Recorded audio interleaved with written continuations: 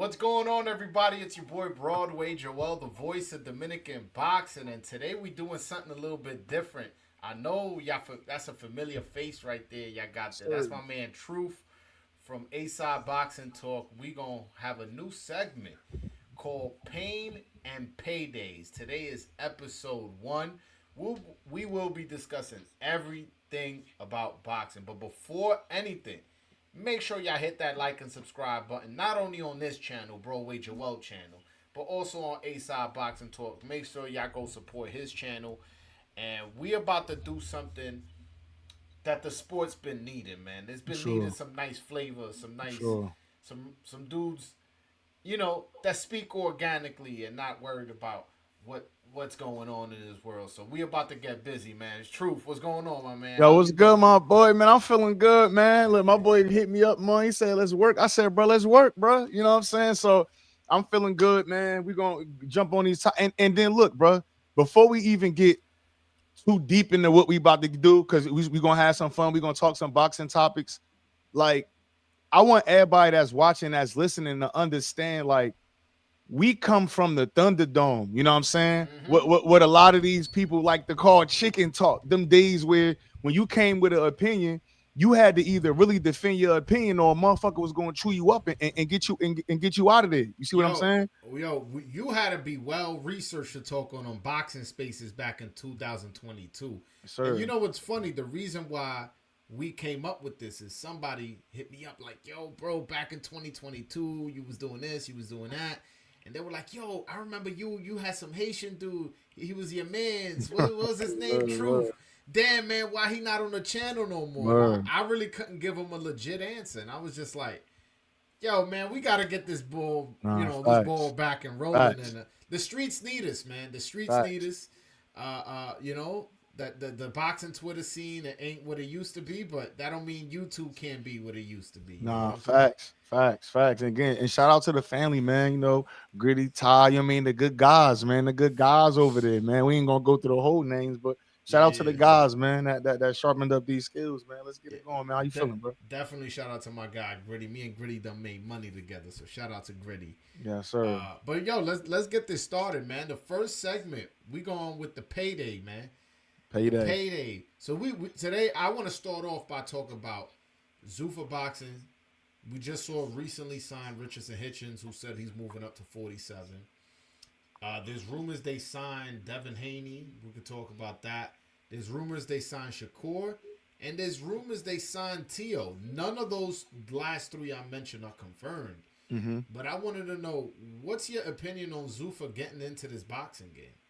I mean, honestly, bro, I'm gonna be 100, right? I think it's a twofold issue here. I think that Zuffa kind of came on too strong, but let's be honest, Eddie Hearn came on strong too in the beginning. You see what I'm Mm-hmm. saying? This whole one belt shit, obviously, the fighters want to be somebody said Joel put the mic facing you or something. I don't know. What's wrong with the fucking mic, man? Yo, Yeah. just you gonna have to eat it how I'm serving it, bro. Yeah, word. But nah, I think the whole one belt shit and the whole trying to change the they say you sound low, but whole trying to change the Ali Act shit like that. I'm not real. I don't really agree with that. You know what I'm saying? Now, if they want to market themselves as some a new promoter or a new manager, kind of whatever they got going on, I'm cool with that. But this whole fake takeover boxing, we seen Nick Khan on Capitol Hill talking all this cool shit, bro. I don't know about that. I don't know about changing the Ali Act. I don't know if this fake takeover thing that they trying to do. I don't know if I'm feeling that, but again, when anybody pumping money into the sport of boxing, I'm with it, bro. To be honest, how you feel about it? Yeah, I'll be honest with you. I feel like a lot of people are making this a bigger deal than what it is. Like, yo, Yeah, bro, they're a new player in boxing, and people trying to make it seem like, all right, well, um, what they're gonna do, what they did in the UFC, and there's a yeah, problem or something like that. Is like, yo, they coming in here disrupting shit, and people are upset about it. But let's not act like things didn't need to get disrupted. yeah. Yo, bro, you got Rolly Romero who could walk around saying he's a 2 division champion, and if you count the interim belt, he's a 3 division champion. Word, That's a problem for me. You word, get what I'm saying? And word. Zuffa Boxing is coming into the game and going, yo, we don't want to even deal with all that bullshit of fucking Facts, sanctioned facts. bodies. I can't blame them. I really can't. Word. So that's my position. Now, But hold up, Bolo. One thing too, I just want to add on to that. One thing I feel like Zuffa boxing is gonna mess up at, or what they gonna fuck up at, to be honest, bro, is this whole like again that UFC model, right? And with that UFC model, for example, we just seen somebody that they signed in Serhii Boachuk, right? We just seen him lose. We seen him just go to war 3 times. Remember, he lost to Brandon Adams. He came back. He beat Utayev in a tough ass war for 10 rounds or something like that. yeah, And your mic sound muffled. I don't know what happened there. I sound muffled. Oh, now you good. Yeah, my bad. Yeah. So now what I'm saying is their strategy, right? With this boxing, same thing is kind of like wrestling too. You kind of got to build a storyline with this shit, bro. You got to take a guy, build them up, and allow the fans to allow himself to gain traction, right? So you take a guy like Serhii Boachuk, who was kind of one of the first guys that they signed, right? He comes on, he loses to Brandon Adams, right? And then he comes back and beat Butayev, right? Then he just come back and gets stopped by Shane Mosley Jr. Now, that guy is probably going to be no good no more. You should have maybe had him take a tough fight, build him with a builder fight or in-between fight that you know he's going to win, and then let him come back to tough fights. This whole model where the best only fight the best, it sounds good in theory, but in building fan bases and growing your brand, I don't think it's sustainable, bro. You got to have some type of tweener fights to keep these guys fresh, or you will have war-torn fighters. I mean, that's one way of looking at it. But to be fair, like, yo, bro, the bullshit boxing been delivering before this, man. It's almost like this is almost refreshing. You got what I'm saying? Yeah. Like, finally, all right, whatever. Like, these dudes are gonna get matched tough. We seen guys like Brandon Lee. Yo, bro, I still can't name somebody off his resume. You know what I'm saying? Word. And he's been a pro for how long? Yeah. And it's like, my thing is that the alternative isn't like so much better. Like how people try to paint it. Like, yo, we had this perfect system, and these guys are coming in here trying to disrupt what we had going, something so good. And it's like, nah, bro. Like, I have eyes, and that's the reason why I'm not so against it. Now, the way they move it, kind of like they're not really trying to work with no other promoters. I'm not feeling that, but at the same time, let's not act like PBC and Top Rank and Matchroom haven't been doing that for the longest. Now, if that the boxing structure has been a little bit broken up with Showtime and ESPN out the game. Yeah. But before that, we essentially had 3 leagues. Facts. So I don't have two like people trying to come at Zuffa, which again, there's some things that maybe I don't agree with, but I there's definitely some things I don't agree with the traditional boxing either. Yeah, but and the only thing it is, and what I say is like they trying to play the game backwards because essentially, bro, let's say they signed Devin, let's say they signed Shakur, just like they did with Conor Ben. These guys are not going to fight on Zuffa cards. They're still going to fight on those net flick cards. They're going to fight on Saudi cards. It's the same thing as being a TGB fighter and then fighting on PBC. You see what I'm saying? It's literally this. It's the same difference. Like you just you trying to mix it up and add your own Zuffa belt that nobody wants. But I don't see the difference between that and those fights. And you look at, when you look at Zuffa, to me, it's just like a little better version of Pro Boxing. To me, it's like the same shit almost with better names. Yeah. I mean, shit. I mean, if they sign in Devin, Shakur, T.O., Hitchens, De Los Santos, Rayo, that's a lot more. That's a lot more than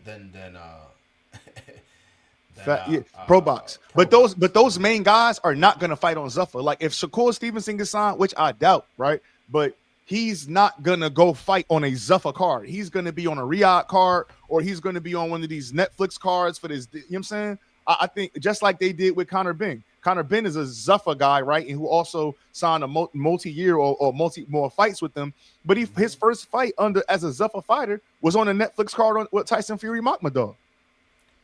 Yeah, I hear what you're saying. I definitely hear what you're saying. But it's only a matter. Listen, they're a new company. So they're gonna make adjustments and audibles along the way. Yeah. I would you be totally shocked if Conor Ben next fight is on Zuffa, let's say in the UK or some shit like that. Nah, I wouldn't be shocked because I think that with a guy like Conor Ben, you can make money in the UK. You know what I'm saying? Mm-hmm. I wouldn't be shocked at all. But again, we'll see. I will say this about Zuffa. Yeah. Right now, they're losing money. Like, there's Yeah. no way they're making money based off, selling 300 tickets and paying, 6, 7 different guys 6 figures for a card. Yeah. And it's not a pay-per-view. It's a Paramount Plus where, it's like they're definitely losing money. But, I mean, I don't know how sustainable that is. Uh-huh. But they definitely upsetting the market, which that's one thing I don't like. When you just give them money, not caring about losing it. Yeah. Because that disrupts somebody who wants to get into the business and wants to pay a fair market value. When this person's like, hell no, Zuffa paying this much. You know what I'm saying? Facts. Yeah. All right, yeah. What else we got? All right. Well, next I want to talk about Lomachenko coming back from retirement. He's been out, 2 years, 3 years? I'm sorry, bro. I need to backtrack one, bro. I look, this is something we ain't covered, but we already there. This Zuffa situation. Whoa, Richardson Hitchens, man. Richardson Hitchens, man. We got to talk about it, bro. You gonna talk about my Brooklyn brother, man? Hey, we got that's my Haitian brother. I gotta talk about it. That's true. I gotta talk about it, man. What he's doing is nasty work, bro. I think that guy got a world of talent. I think that he is one of the, as far as technical ability and skill in the sport of boxing, I think he do got the potential to be one of the top guys when it's all said and done, especially within the group of guys that he is that are his peers, right?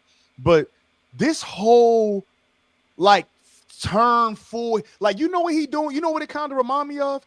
After Teofimo Lopez beat Lomachenko, and then he just went full crazy on everybody. Yeah. And it's the same thing with Hitchens. Like, you could gather fans by just being a cool guy. You see what I'm saying? Like, you don't gotta be, I'm the best, I beat that. Like, that energy is for some guys, especially Hitchens being one of them, the energy and the character shift is unnecessary. You know what I'm saying? Yeah. What you think about that? Listen, when you interview somebody, sometimes you get a different perspective on what a move somebody did. Maybe you like, I don't know, man, like that move was funny, but then you interview them or you talk to them on the side and they kind of explain things and you go, all right, I ain't look at it from. When I interviewed Richardson Hitchens and I asked him, I'm like, yo, bro, I remember you clearly saying you won't fight for the IBF because of the rehydration clause. Yeah. And that's why you wasn't facing Matias. Then Matias loses to Paro. And then in your next fight, you fighting Paro for the IBF with the hydration clause. Some people calling it a duck move. That literally was the line of question, and how I said it to you is how I said it to him. Word. And I'm thinking he's gonna give me an explanation where I'm like, oh, I got it. Yeah. He was just like, well, no, I've been said that, I don't like the rehydration clause, but, we know Matias is a hard fight. Yeah. And, I just took the Paro, and then, he was just all over the place and really couldn't give me an explanation. Yeah. And what I gather out of it was he just didn't want to fight Subriel Matias. Yeah, well, he probably didn't. Not probably, bro. That's what I got out of it. And listen, y'all know I'm from Brooklyn. I don't even hide it. Listen, I root for the guy. The guy's, he's from my hometown, so I want him to win. But I gotta call it a spade, bro. And that wasn't wasn't a good look for my man's Richardson Hitchens. And that's not the only move he's made like that. But that's the one where he said it to my face, literally standing 3 feet across from me on the table at the. I had him in studio. I had my little studio in Manhattan. I was, I put him in there and make sure. And he told me that's how he explained it. It wasn't a good enough explanation for me. I don't know that. Like I said, bro, that dude talented, right? I know people feel like I be crazy, but I've been saying a fight with him and Devin Haney is a 50-50 fight. I've been saying that, but we're going to see that if they're able to get that fight. I just don't like the whole energy shift going from cool Africa to this chatty guy. It's weird, but I mean, if that's what he want to do, that's on him. But know what I mean? We could go to the next topic. I just wasn't. He ain't had to do that. Like, and then I mean, now he probably on it, so he got to stick with it. But you know what I mean? He talking up like even after the Cambosis, like you talking about you beat Cambosis, like bro, we see Cambosis head cracked already. Like you know, respectfully, we see that. Nah, yeah, that's not a win to brag about. Now, Yeah, if bro. you want to brag about your Paro win, that actually was a legit win. Nah, for sure, for And sure. not only was he coming off his best win, also Liam Power. You look at his box rec, he's beating a couple guys. He earned that mandatory spot when he fought Subriel. So when he got that win, I gave him full credit. Yeah, But you know, like you at 140, one of the hottest divisions, and you fighting Cambosos. and funny enough, Liam Pearl about to fight for that IBF 147. So, yeah. My bad. So we go to the next show. We go. Listen. We could throw audio bulls all day. You already know how we give it up. All right, let's talk about Lomachenko announcing he's coming out of retirement. How long he's been out? 2-3 years? Yeah, it been a little minute. It been a little minute since Loma been out, man. It been a little minute. What his last fight was the Cambosis fight. That was 24. I want to say it was 2 years ago. Maybe I can check box rate, but you see, yeah. I want to say it was 2024. He won by knockout. He got that belt. Stop Cambosis. yeah, he stopped Cambosis. I think he was the first to stop Cambosis. Word. He didn't look as sharp as he usually did, but he still looked like Loma and still looked like he had gas in the tank. But afterwards, his comments, I wasn't feeling. He was saying like, I want to retire, but my dad wants me to keep going and that, and then he ended up retiring. So I was like, all right, good for him. I guess he won a few belts in a few different divisions, made a good amount of money, not crazy, but a good amount of money. But he coming back, I don't know if that money dried up. I don't know if he was waiting out his top rank contract and now he's coming back as a free agent. Yeah. But I'm interested into seeing what weight class he fights. And who he fights, and how soon does he fight top competition? Right. So if you ask me, bro, because I think his top rank contract just expired, right? Mm-hmm. I think the writing is all over the wall. So, and actually, I just looked it up. Loma fought 2 years. Yesterday made 2 years since the Cambosis fight. They fought May 12th, 2024. Mm-hmm. So literally yesterday just made 2 years that he'd been out the ring. You know what I'm saying? But again, like I think this fight, this is telling me this sound like an Amazon Prime pay-per-view against Tank Davis. Like that's what this sound like to me. Tank been out the ring, Loma been out the ring. They were trying to negotiate something on the tail end of Loma's career, right? Tanking them. I just think that this is a Tank been out the ring since what Lamont fight? That was what, a year and a half ago, right now? Yeah, that was a nice little minute ago. So I just think it makes sense now. Is this a fight I want to see? Not necessarily. Do I'm gonna watch it? Yeah, for sure. Like I mean, I'm a watcher. We're all going to engage in the fight, but yeah, I think that's what it's going to be, right? I think it'd be a decent fight too. I think Loma. I mean, again, we don't know what Loma got. Now we know Loma hate that body work. You know what I'm saying? And I think that's definitely where Tank could be with it. But I think it put Tank back in a fight with somebody that's not really cracking like that. That don't really, you know what I'm saying, punch hard, and now you might got to play a little bit defense and be a little bit more sharper. But I think Tank ready for that battle. I think this is a late summertime, possibly right after the summer fight with Tank Davis. Hey, listen, I'm all for it. I remember when they were both in their prime, and I actually wanted this fight. They both, and it never happened, and I never thought it would happen, just to be honest with you. And it did it. I just figured that was just one fight we weren't going to get. I remember when Loma was trying to make it happen, they were saying Tank was too young. And then once Loma got older, they were trying to make the fight with Loma then. And he's like, nah, bro, you didn't give me the chance back in the days. I'm not giving you the chance now. I just knew that I know how boxing is. Sometimes we don't get fights we want. Mm-hmm. I didn't even think about that. They both coming off long layoffs. You know what I'm saying? I didn't even think of that. And if anything, a guy like Loma, over 400 amateur fights, I don't know, probably 20, 25 pro fights, a little rest might have been good for him. You know what I'm saying? Yeah. Now, my bad. My apologies. Go. Now, I was about to say to throw at the same time to throw a wrench in them plans, right? Let's say Zuffa does have an offer on the table for Shakur, right? Loma coming out and again, I don't think he would come back at 135, but maybe Loma goes to 140 and fight Shakur. I think that's something. I think Zuffa could offer him that. I think that would be a decent fight. It's something that people been looking for. There's a lot of backstory there. Former sparring partners, both Olympians and shit like that. With silver medals, gold medal. Like, you know what I'm saying? I think it's a lot of backstory there too. And especially if you looking to sign somebody like Shakur to a multi-fight deal, I think you throw Loma in there early. Try to- we ain't gonna go to deep, but I think that's a fight that could be made as well. Any rumors that Zuffa gonna grab up Loma? Hey, That'll be a man. story. That'll be a story for Yeah, sure. yeah. I mean, but shit, if he a free agent, he a free agent. They might as well go straight at him. You know what I Yeah. mean? Again, now mind you, right? Like I always keep in mind the time when Eddie first came in the game. What Zuffa is doing now is what Eddie did. And Man, that's this what guy was PBC paying did too. Andre a $2 million a fight, some shit like that. PBC also was paying. I remember they were paying Kid Chocolate just ungodly amounts of money. Yeah. They were overpaying guys, just to take over the market. Mhm. So they also, yeah. Yeah, so I think that's a possibility. So I think it'd be either or. I think it's either a fight on Zuffa, or one of these Netflix cards, or a fight on Amazon Prime. Like with you know what I'm Yeah, saying? It might be neither.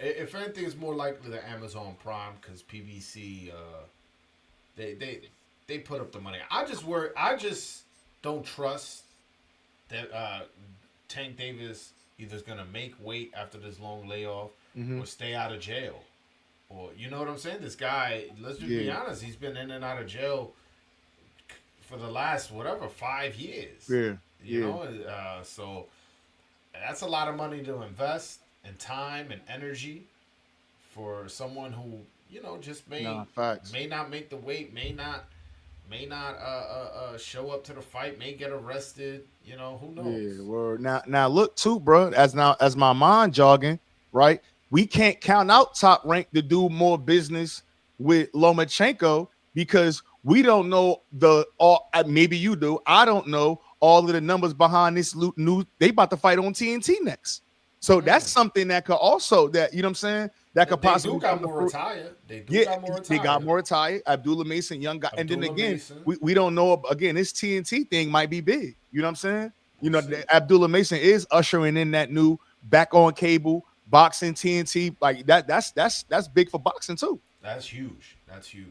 I have a $5 super chat from my man Juan De Lo Mio, who Wow. says, "Who told ASA they won't fight on Zuffa cards, and who are his sources to confirm this?"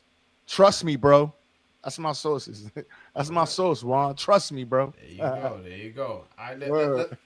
let's move on to the next topic on the Sir. payday, and I'm gonna refer to them on first name basis because I feel we've known and talked about these fighters for so many years. Yeah. We got to refer to them as first name basis, Word, and word. that's Floyd versus Manny. Floyd versus Manny, man. We just talked about Loma coming out of retirement. Talk about these two guys. Facts. Talk about we got the first fight 5 years too late. I think we're getting the rematch, 10 years too late? Yo, these dudes should fight in a laundromat, yo, because yo, for sure. Floyd and Manny, bro. This fight got to be in a laundromat because both of these guys wash, bro. Like, I'm gonna watch. Look, you know what's so crazy, bro? This is I don't want to say sad part, but this the crazy part about being like a boxing diehard, a boxing hardcore. Because I'm gonna watch it. You know what I'm saying? I'm gonna watch it. Now, am I paying $100 for it? For sure not. No. I'm gonna. If I'm not mistaken, it's gonna be free on that. Well, if you have a Netflix account, Okay, I don't okay. want to say it's free because you're paying for Yeah, your Netflix account. yeah. But yeah, it's gonna be on Netflix if I'm not mistaken. Yeah, nah, they got to do this joint in the laundry, man, for sure, man. The big machine too. They got to jump right in the big machine because cool fight, bro. I don't, and they were talking about it wasn't going to be an exhibition either. That there was going to be like a sanctioned fight. I don't know if that's still a thing or not. No. From what I understand, they finally agreed it's gonna be a real fight where Mayweather putting up his O. That's crazy, man. I mean, hey, man, Pacquiao just fought last year, so hey, you know what I'm saying? I just more so the reason I have a problem with this fight more so than Mhm. anything is like, yo, Floyd, you really need the money, bro.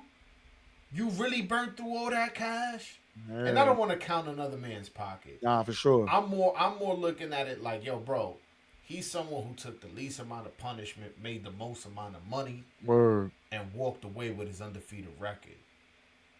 You coming back is not for legacy because you beating Manny is literally not going to do anything to word, increase your legacy. word. It's not. I doubt it's a personal vendetta. There's only one reason you're coming back, and that's your Nah, facts. nickname, money. Facts. He And need and that chicken.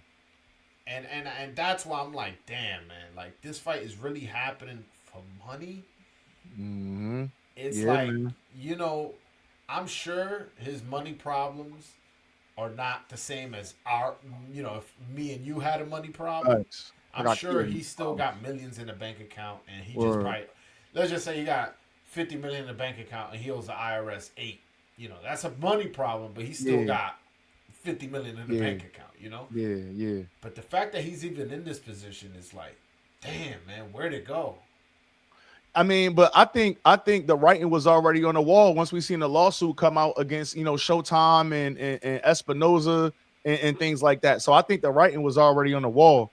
And at the same time, everybody laughs and make a joke when hell of a fighter. I made great investments, but sometimes when you gotta oversell your investment, or oversell how well you doing, it might be good. So I mean. I'm here for the fight. I'm gonna watch Floyd all day, man. But yeah, I'd like to see it. Yo, I yo, I don't know if this is true. The IRS took his passport away. Is that true or somebody trolling? somebody laughing. He laughing. I Oh, don't he know. trolling. I'm like, I was about to say Yeah, that's news to me. That's kind of some wild shit yeah, yeah, if that was yeah, true. yeah. Yeah, man. So again, my opinion on this is I'm a watch just like you, but I'm just disappointed that they both need the money. Because again, they both legends. They both. I know Mayweather's on the Hall of Fame. I'm not sure if Manny is, but he Hmm. definitely is going to be whenever he's eligible. Yeah. So y'all don't need nothing for the legacy, man. Y'all just fighting for money. These are my two legends. These are the dudes that got me through college. High school. Word. Yeah, yeah, This is the same way your father, my father probably watched Leonard and Hagler and yeah. Hearns and all that. That's who these guys are to me. Nah, facts. I don't want to see either one of them get hurt. You know what I'm Nah, saying? nah. You right And about that in shit, your man. late 40s, you might get hurt. Yeah. Well, shit. Hopefully they fighting each other. They won't hurt each other. You know what I'm saying? They too old. Word up. Hopefully neither one of them got that pop. I Who you doubt it. got winning? Who you got winning? Floyd, man. He not gonna touch Floyd in there, man. Yeah. Manny, that shit, man, Manny, Manny's still tailor made, bro. He fight Floyd 100 times. I think it's gonna be the same thing 100 times, bro. I'm gonna be I, 100. I, You I, know what I'm I, saying? I just worry about Floyd's reflexes. Obviously, he's a fighter who relied on his reflexes and speed and countering ability and timing. Yeah, All right, you're 48, 49. Like, it's yeah, reasonable for me to think that you lost some of that. And Pacquiao's known for being a puncher, and facts. that's the last thing to go. So Yeah, that's what I'm worried about. Oh, nah. and they're saying Manny got inducted to the Hall of Fame last year. Okay, So word. yeah, Well, I say I do notice like now you are correct. He did use his reflexes, but Floyd is a again defensive wizard. So he had a good high guard. He had a good low guard. He got a great Philly shell, shoulder roll, whatever you want to call it. So I think that when you a guy that got multiple defenses and using your reflexes is maybe your main one, and you could just run through the game in high guard, low guard, Philly shell. You know what I'm saying? I think he's all right, bro. I don't think it'll be a situation where he'd be in there getting hit too much, or it'd be a shot that he can't see again. and We'll he's see. been in the gym with these exhibitions. Just Spartio. Yeah, exactly. I've seen him. I've seen him. He sparred Tio. He sparred a few other guys, and he's been in multiple exhibitions. So Yeah. he's definitely not getting off the couch to fight. You know what Nah, I'm word is saying? wrong. Word. Yeah. So And again, and he keep his body right as well. You know what I'm yeah, saying? I never He seen ain't him a fat. drinker. He ain't a smoker. He not a you know what I'm saying? Yeah. So Nah, All right. I think Floyd be all right. We got next. He one of those stay ready so you don't gotta get ready. Nah, fact. And he always been like that. Respect to Floyd though on that tip. Yeah, yeah, Definitely. yeah. All right, all right. Let's talk about Naoya Inoue, Mm, who's coming off a big win over Junto Nakatani, somebody yep. who I'm a big fan of, Word. and he did it relatively clearly. You know, there was no controversy in the decision. He didn't Mm, knock him out or he didn't drop him, but he did. Well, they did sell $32 million at the gate. word. Word. So my question to you is Naoya Inoue low key the face of boxing? Yo, I don't think that's a question. To be honest, right? Like we can't just as Americans say if you're not doing it in America, then you're not the face of boxing. It's only and respectfully, right? We just got finished talking about this guy. It's only one guy that really didn't take the Saudi pledge, and that's Tank, because Tank is going to get paid in America. But again, when you talk about the face of boxing, in my opinion, you talking about the cash cow. If I'm not mistaken, I think they did a bigger gate than what was it? I think they passed Triple G and Canelo for like number 4 and like in all time. Like, you know what I'm Yeah, saying? yeah, So yeah. again, I don't know what the pay-per-view numbers did for that, if that was a pay-per-view thing over there. I don't know what those numbers did, but $32 million gate in the US, in Japan, in Saudi Arabia, in New Jersey, wherever you at, bro, a $32 million gate is crazy. He gotta be the face. He gotta be. The reason I don't say he's the face, I think it's still Canelo, man. Like Canelo is not the best fighter right now, and if you're arguing who's the best, then I think we got a conversation. But I think the most recognizable active fighter in the world, not just Japan, not just Mexico, not just America. If we talk about globally, if Canelo and Naoya Inoue are walking down the street, pick any city, I think more people are going to recognize Canelo. So I think Canelo's still the face of boxing. But I do think there's a guy by the name of Benavidez who's creeping up. Well, shit, if Floyd back active, he might be the face. Nah, but no, I agree with that. Like most people walking down the street, if you're not a boxing hardcore, you don't know. But you know what? I can't say that because I done been in some barbershop conversations like, yo, who the monster guy? Like I didn't heard that as well too. No. So To your point, my friend Jose Corpus, he's a boxing writer slash sure, historian. shout Uh, out to him. yeah, that's my guy. So he did a speech at the Boxing Writers Association dinner, and he brought his daughter. And he told his daughter like, "Yo, go take a picture with Inoue." He's a legend. So she took a picture, put it up on Instagram or TikTok, whatever, and all her friends was like, "Yo, that's the knockout guy. Oh snap! I ain't even know you meet him." And she's like in high school or something, and they calling this guy the knockout guy because he went viral on TikTok a bunch of times. So Yeah. he's definitely not a nobody. I don't want to. I don't hope it didn't come across like I'm trashing him. Uh, Yeah. I'm just saying, like, I just think Canelo he fought Cotto and Floyd and just Yeah. Mosley and Triple G three Right. times, like all the recognizable names of his era for the most part, he's fought and he's won some and lost some, but he's always in the mix. He fought Terrence Crawford, Facts. Facts. I just think he's still the face of boxing. I'm not sure what his gate was, but it wouldn't surprise me if it was more than $32 million. Yeah, and it's too. I just as you was talking, I just looked up Canelo Instagram followers and Inoue Instagram followers. Inoue at 1.7, Canelo at 18.8. You know what I'm saying? Yeah, so Yeah, that's what I'm saying. Like yeah, Canelo's like legit, probably the most popular athlete in all of Mexico. Inoue is not that in Japan. You got guys like Otani, Tony, or Yamamoto and stuff like that who yeah, are very popular. What was the new guy that's on the White Sox? Munataka. There's a lot of guys, a lot of popular baseball players in Japan, yeah. and there's nobody more famous than Canelo in Mexico. Nah, You know what I'm facts. saying? Well, I don't know. Maybe if Canelo was in Japan, because there's a fucking billion people in Japan. It's like, you know what I'm saying? But Nah. I agree with you though. I think if I had to pick a face right now with the way you putting it, and that's the facts too, I would have to say Canelo, bro. You know what I'm saying? As far as that drawability, that notoriety, that you know what I'm saying, I would have to say Canelo for sure. Yeah.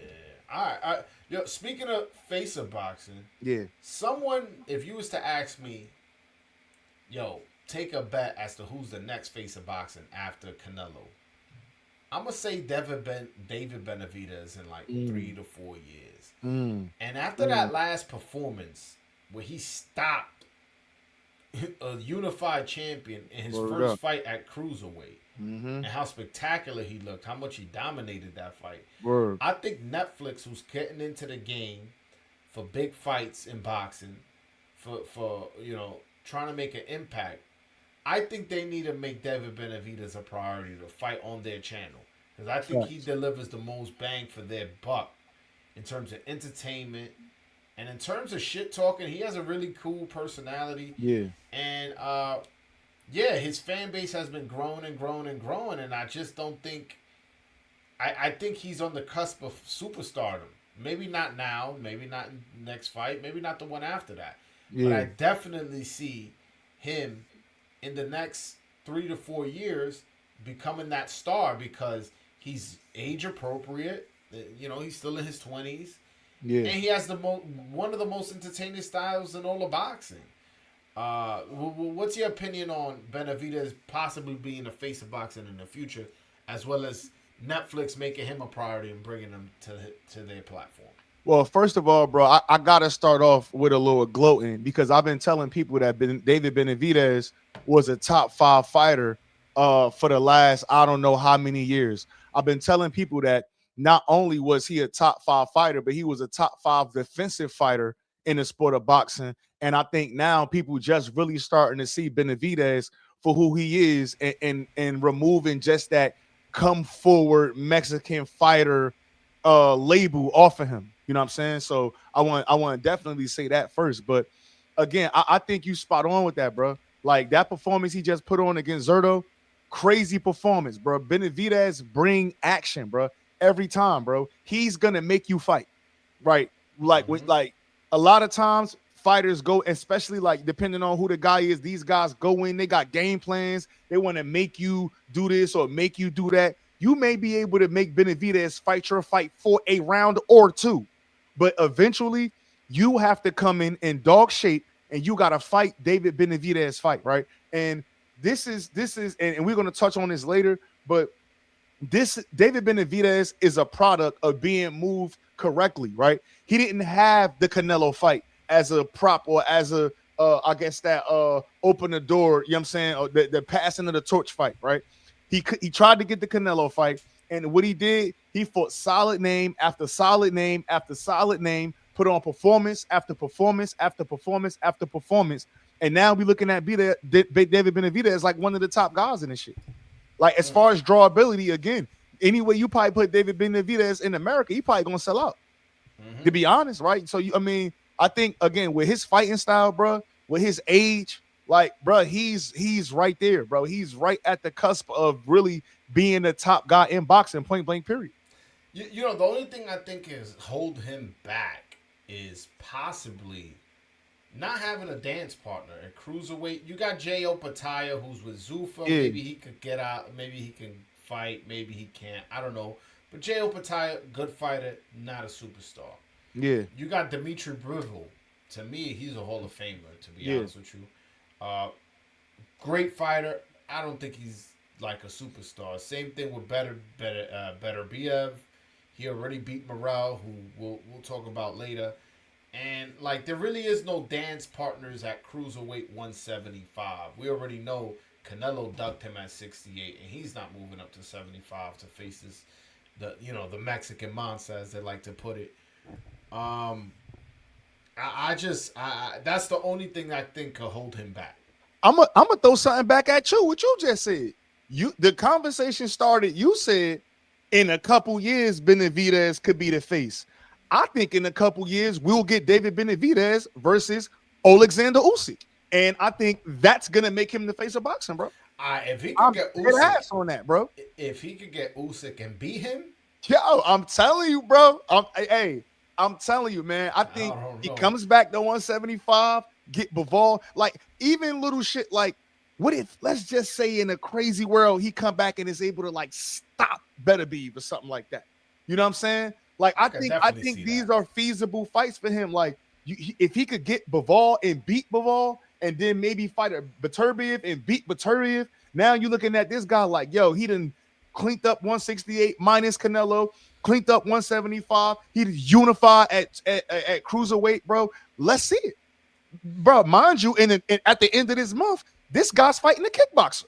No, and not So, only that, like Usyk is like 38, 39. Like word, he's like an older for boxing, I'm saying. yeah, He's an yeah, older fighter. So if you telling me, yo, he's gonna fight him in 2, 3 years, he's gonna yeah, be in his 40s, and Benavidez not only gonna be better, more experienced, yeah, and will have grown into a not a heavyweight, but definitely grown to more than what he is now. yeah. So I mean, I could see it in a couple years, but right now, man, I don't got him beating Usyk. Nah. Man, I don't. I'm not gonna just say yeah he'd be Usyk right now, but I mean I don't know any guys that's 200 plus throwing 7, 8 punch combinations, not letting you breathe, walking you down, and then my respectfully, we seen Usyk hurt in a lot of these fights, and I think part of the thing that give Usyk his advantage is that he not some big guy that coming in try to lean on you. He has movement. I'm not sure he's gonna just be able to step around David Benavidez and play the Lomachenko game with him. You see what I'm saying? Yeah. I'm looking at more. I'm not necessarily looking at the weight. I'm looking at more stylistically when we talk, and then we'll probably, and again, that's kind of way far out there. But I think when we start to break that fight down in particular, stylistically, I think a lot of that stuff does benefit Benavidez or give him not a closer edge, right? All that boxing shit, he not about to be dancing circles around Benavidez. Benavidez got a great defense. Bro, listen, man. I'm telling you, bro. I'm on the train, bro. Them feints to the body and stiff and that and the angles and Yeah, the tricks he does with the peeling and stuff like that. Usyk is nice, man. nah, Like nah. He definitely that. I could definitely listen. Even stylistically, like Yeah, let's just say they were both the same size, I would pick yeah, Usyk. But if you're telling me in 2, 3 years, yeah, where not only is there more wear and tear on his body, he's also older. yeah. I could see Benavidez beating him, but if we talk about right now, if that was both their next fight, I gotta go with the biggest guy, more experience. You know what I'm saying? Yeah. You don't think Benavidez faster than him? I mean, he's gonna add on another 20 pounds. I don't know. Yeah, but he not. But Usyk ain't a huge heavyweight. And then remind you, heavyweight fight into their 40s. That's a lot of and he not a Usyk give you one fight a year, just like Bud. He gonna I give you mean, one a the year. thing is, Usyk is not a big fighter, but when he fought Joshua and AJ, he was weighing 230, 235. Yeah, So he yeah. wasn't, 210, 215 in it. Nah, Yo, I'm sure 235 is. I'm sure he wasn't that much heavier than Zerto was in that ring against Benavidez, bro. I'm being But 100. Like, I'll be honest with you, I've never been a Zerto fan. So him yeah, beating him, I mean, it's a unified champion, so I'm not gonna for sure. totally dismiss it. But I just never been a Zerto fan. I never thought he was that nice, to be honest with Word, you. Yeah, word. Somebody said 223 for AJ. He was at 223. I mean, he fought 220. twice. Yeah, they fought twice, and then also the 2-8 Fury. Fury fights. How much he weighed there? Word, nah, facts. Yeah, and I'm sure he was big for them joints too. Hold on, Nah, hold on. facts. I got a $2 super chat from my man Freddie. Que lo que, mi hermano? What's up, my brother? Thank you. He says Benavidez needs that Bivol win to be the face. Mm. What's your thought on that? Bivol not nothing close to the fate. Remember, it's so crazy. People forgot that Bivol went in there and beat up Canelo for 9 rounds, and he didn't even really get the rub off that. So Yeah. to make him the like, you know what I'm saying? I think it's a career defining win, but I don't think it does much for him as far as the face comment. You know what I'm saying? I mean, I think Benavidez gained so much respect within the boxing audience that the casuals react to that. If that Yeah, makes sense, yeah, you know what I'm yeah, saying? Like let's say your man's who's a casual is coming over to your fight, to your house to watch a fight. You're Yeah. gonna be like, nah, I know Benavidez. Who's this Russian gun? You're gonna be like, nah, this dude nice, bro. Yeah, This yeah, yeah, he yeah. and listen, I don't know how Bivol's back is, but let's Mm, just say that surgery he had is not gonna cost him. I still got Bivol beating Benavidez. To be honest with you, yeah. just keeping it 100. Mm, mm, But mm. but but again, I gotta see how he looks. You know what I'm Nah, saying? facts. He is, I think he's 35, 36, and he is coming off a back surgery. He is coming off fighting better BF for 2 fights, Word. 24 rounds. So, my prediction easily could change seeing his next performance. Yeah. But yeah, no. Once this casual comes to your house, you're gonna be explaining to him, this dude is super nice. And Facts. let's just say Benavidez wins, he's uh, uh, not gonna win him, beat him easy. At least I don't think so. Yeah. Yeah. You know. We'll see. And now, mind you, he fight Michael Eifert at the end of this month on the 30th. Yeah. So if technically him and Benavidez is they on the same you know what I'm saying? They both with Benavidez Same when I was clock. last week. So Yeah. they fighting in the same month. But Benavidez, didn't he said like, yo, we negotiating and stuff like that, we making it work? Didn't he Yeah, say yeah, something like yeah. that? I think he. I mean, I don't. We never seen Benavidez be a guy that's is difficult to make fights with. So Mm-hmm. again, I think I would put the negotiations on Bivol. I don't think at this stage Benavidez is going to become difficult to deal with because I think his goal is to be the face. So yeah, you know what I mean. We'll definitely see. We'll see. Yeah, for sure, for sure. All right, all right. Well, that's it for the payday. That's our Word. little I shouldn't say little, our big segment, that what we Word. got, we discussing the business of boxing as well as what's Mm-hmm. moving and shaking. But now we got the pain report. The pain report.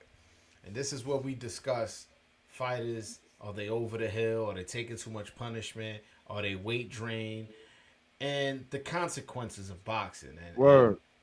let's talk about Inoue.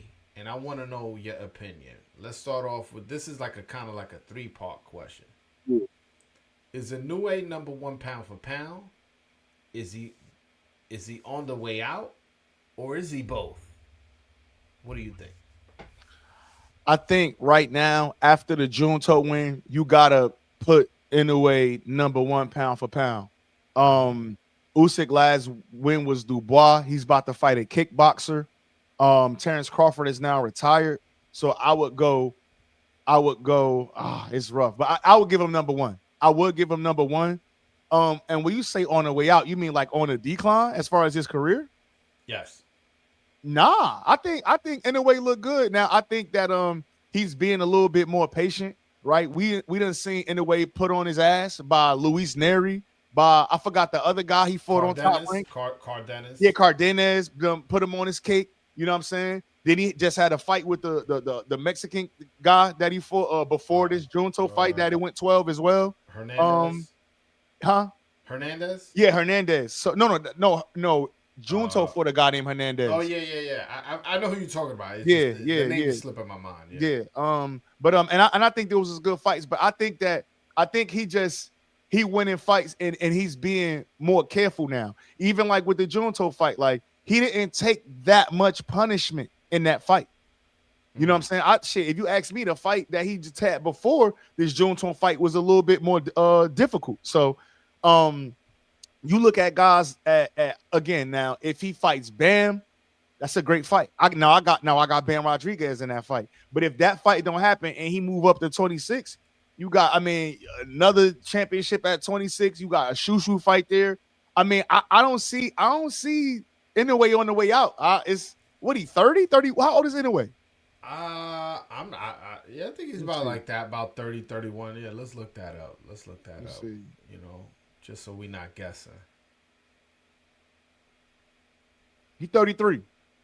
33. 33. Okay. I think he got a couple more years on top, man. I believe so. Yeah. Well, I'll answer my own questions Yeah. first. I'll say he is number one pound for pound, and I will say I won't say on the way out, but I do think he's going. His prime years are done. I feel like he's on the way down, but his on the way down is from the top of the mountain. Word. You know what I'm saying? Yeah, His let's say 95, 90% Yeah. is better than everybody else in boxing. Uh-huh. And he just coming off a pretty dominant win over who Ring Magazine had number 6 pound for pound in Nakatani.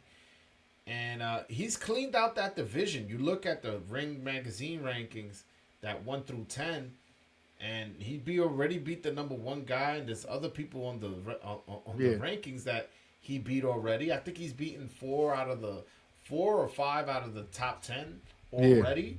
And there really is no name for him at 122. I know you mentioned Bam Rodriguez, but Bam Rodriguez is at 115. Yeah. He would need to move up 2 weight classes, and that's not happening. So I don't think that fight ever happens. Yeah, you know my man Bam done fought at 26 one time. You know what I'm saying?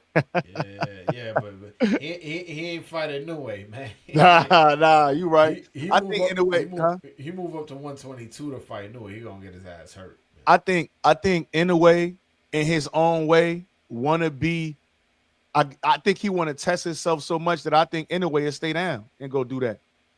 I think he would. I'm not gonna lie, bro. At 120, I like Bam over in the way. I'm not gonna lie, man. At 122? Yeah, bro. Yeah. Yeah, bro. I ain't gonna lie. You hype off those Benavidez win, the Nah, Crawford bro. win. You're Listen, like anybody could just move up. I'm being, yo, Bam is my favorite fighter. Yo, that guy, so bro. you're a little biased, is what you're saying. Yeah, for sure. Nah, no question. I'm biased. No question. Hey, yo, you remember back when we was young, and they used to call Bruce Bowen the Kobe stopper. You remember that? Yes. Yo, this is the in-the-way stopper here, bro. I'm telling you, yo. I'm telling you, man. Bam is the in-the-way stopper, man. He gonna end the train, bro. I'm telling you. I'm gonna come right back here, bro. I'm like, I told you, bro. Number 1 fight in the world, new face. I mean, hey, I did mention Inouye's a little bit on a decline. Bam Rodriguez, I got him probably number 3 pound for pound, so they definitely on the same class of fighter. He's the younger fighter. I just think he doesn't have as much experience as Inoue, and moving up 2 weight classes after you've already moved up, I think it'll be too much, and I think he would get knocked out. I think he'll do good, but I think he'll get knocked out. Hold on, I got some super chats I gotta catch up to. I got my man here, Freddie. Shout out to you, Mano. He sends a $2 super chat. He goes, "What's better, Benavidez versus Usyk or Usyk versus Itauma?" Wow, what a great question. Facts. I think Benavidez versus Usyk is a little better right now. I think that the same way Usyk never fought somebody like Itauma never fought somebody like Usyk, and kind of hinting at what we're gonna get to earlier. I think that we in a stage in boxing where people are so enamored with fighters' talents that they just want to push them up to the next level, and it does not have to be that. We just seen Itauma step up against what was that? Charles Martin, who he just fought? No, Jermaine Franklin. My apologies. Yeah, we just seen him stepped up against Jermaine Franklin. I think that's like beginning tier of those heavyweights. Let's see him step up a little bit more. Let's see him get a little bit more stiffer competition pause, and then I would say, okay, he's ready for Usyk. I don't see like Jermaine Franklin to Usyk. Nah, I think it's way more interesting, the Benavidez fight. And I think for boxing, it makes more money, and it grows the sport a little more, right? Because I think that fight is a spectacle more than the Usyk and Itauma fight. What you think, bro?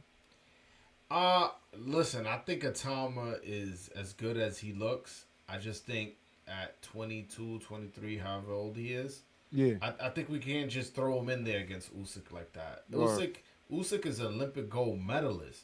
Usyk won every title in another man's country at cruiserweight to go undisputed. Facts. Then he moves up, fights AJ in his hometown as well, beats him, takes 3 belts from him, rematches him in a neutral site, beats him, then beats Fury twice, beats Daniel Dubois twice. He has all that experience and confidence under him. And I haven't seen slippage from him. We'll see how he looks against his kickboxer, and we'll take whatever we can get out of it. But he's someone I don't think we should play with. You know what I'm saying? Nah, word. Nah, I agree. You know what I'm saying? Yeah. We got A side over here talking about Benavidez beats him. You know what I'm saying? Hey man, hey, you said 2 years. I'm telling you. But my point is, I think Italma he needs I mean, shit. You want to get crazy? Throw him in there with Joseph Parker or some shit like that. Nah, You know what I'm word. saying? Yeah, nah, that makes sense. I think that's a more feasible step up for him, right? I think that's a Joe way more feasible. Joyce. Yeah, facts, right? But he's cooked. He's cooked too. Yeah, Shit, get some experience. You know what I'm saying? Now, but see, now if it's me, I'll put him in the ring with somebody like Jaylee Zhang. That's me. I'll put him in the ring with somebody like Zhang. Zhang gonna give you a hard 6 rounds. Zhang is old as fuck though. Yeah, but I think he got more in the tank than than Joyce. You know what I'm saying? Shit, Wilder said he'd jump in there with a put him Wilder in that ring with him. Zhang got knocked him out, so yeah. You know what I'm saying? Shit, Wilder. I mean, that's another dude that's washed up, really. Yeah, you know yeah. But I'm saying he's saying he will enough. But I just want to see him stepped up properly. You know what I'm saying? I hear you. For sure. I got another super chat. My man, the Nobody 92 sends a $2 super chat. Salute to you, brother. He says, "What's your thoughts on Lamont Roach versus William Zepeda?" That fight got announced. I haven't heard that fight. I heard August for that fight. I just seen that somewhere. Like I just seen August. I think August 1st was. I seen what's my man? I think is it Shava? I don't know which one of them. Chava? Yeah, Chava is legit. Might have been him. I think it might have been him. Or might have been that ringside ESPN. One of them one of them pages. Okay. I just saw that they're scheduling that fight for August this year. So I mean, I don't know, man. It depends on Zepeda, right? He fought Shakur last year. He coming off a long. If I'm not mistaken, he's coming off a longer layoff than Lamont Roach after that Cruz fight. So, I think just the favorite going into that fight would be Lamont Roach because he's coming off some controversial draws. See, shit like this change a fighter, bro. And I think that's something that people don't talk about. It's one thing to lose to a guy and he handicap you of what's your best thing. It's another thing for a guy like Shakur Stevenson to lay on the ropes, oblige where you want him to be at, and then beat you up at the end of the fight, and clearly you lose the fight. Sometimes it might be easier to get knocked out than it is to have to go back, watch film of a fight in a decision that you clearly lost in, right? So I don't know what version of Zepeda we'll get, right? We already seen guys like Tevin Farmer have like good success with him and stuff like that. So I wouldn't be surprised. And Lamont going to throw with you too. And I think Lamont might have a little more pop than Zepeda. You know what I'm saying? So again, we just seen him at 140 hurting Cruz and then had fucking Eastside Cruz doing the icky shuffle. You see what I'm saying? So you know what I'm saying? Had him doing the Muhammad Ali fast feet. You know what I'm saying? So if he had Eastside Cruz dancing at 140, bro. I think he got enough pop to make Zepeda give him a little respect. So I think it's depending on which version of Zepeda we'll see. And I think we will see a version of Lamont that says, I cannot allow this to go to the judges for a third time in a row. Yeah, I'll say this. My thoughts on the fight, I think it's an excellent fight from a fan's perspective. It's entertaining. Yeah. I think they're on the same level. I do favor Roach, considering experience level. I thought he beat Tank. I thought he beat Pitbull. And he's very confident. He's a confident guy, man. Yeah. I remember I interviewed him, and I was like, man, he came across as real confident. And he was telling me he was going to beat Hector Luis Garcia. Did that. So I would pick Lamont Roach, and I think it'll be an entertaining fight. Lamont Roach can use his feet, can use defense, but he can bang with you. One thing we know about Zepeda is he's going to come forward. Yep. He's going to push. He's going to push the pace, and he's going to try to make it a fight.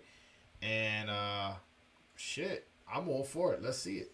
You are. No, I'm definitely all for it. Yeah. All right. Moving on to the next topic on the Pain Report is Edwin de los Santos. Y'all know I'm Dominican. Y'all know I had to, bring in one of my Dominicans and talk about him. And listen, Zuffa boxing, they all about making tough fights. They're all about giving guys opportunities even after they lost. And that's all fine and dandy, but my man Edwin de los Santos hasn't had a real fight since 2023. Hmm. Mm.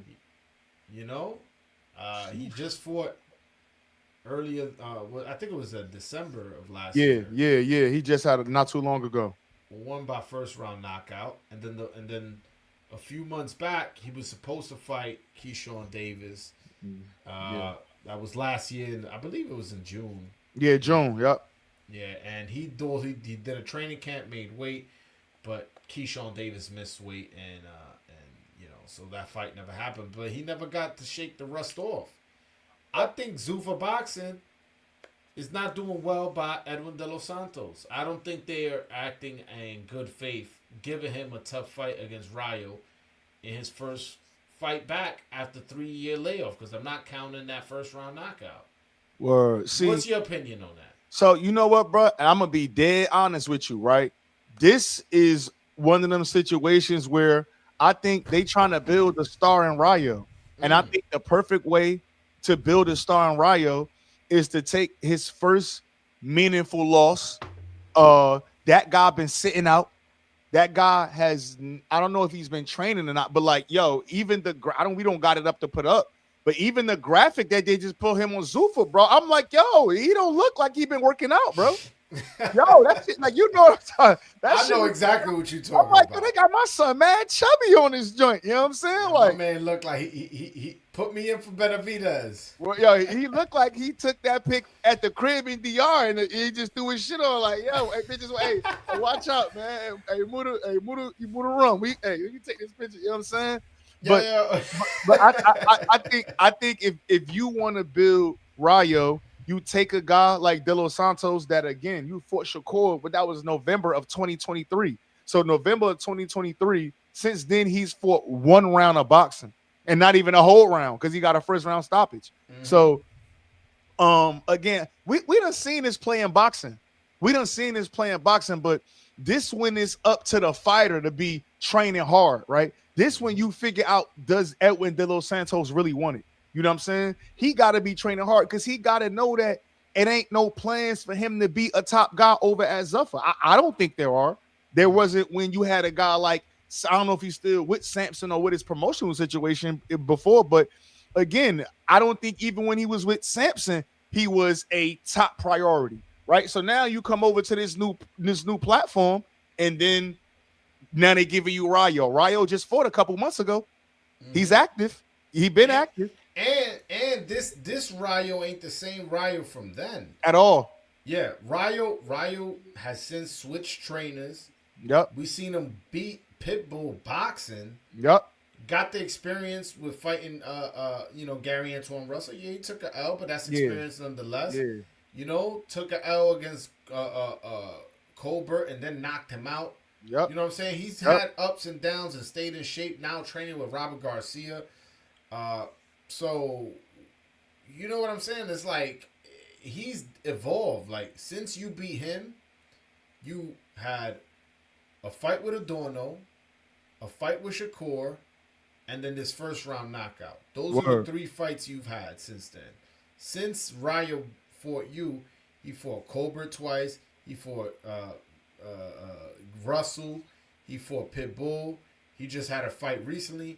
And that's just off the top of my head. I may be missing a fight. Word.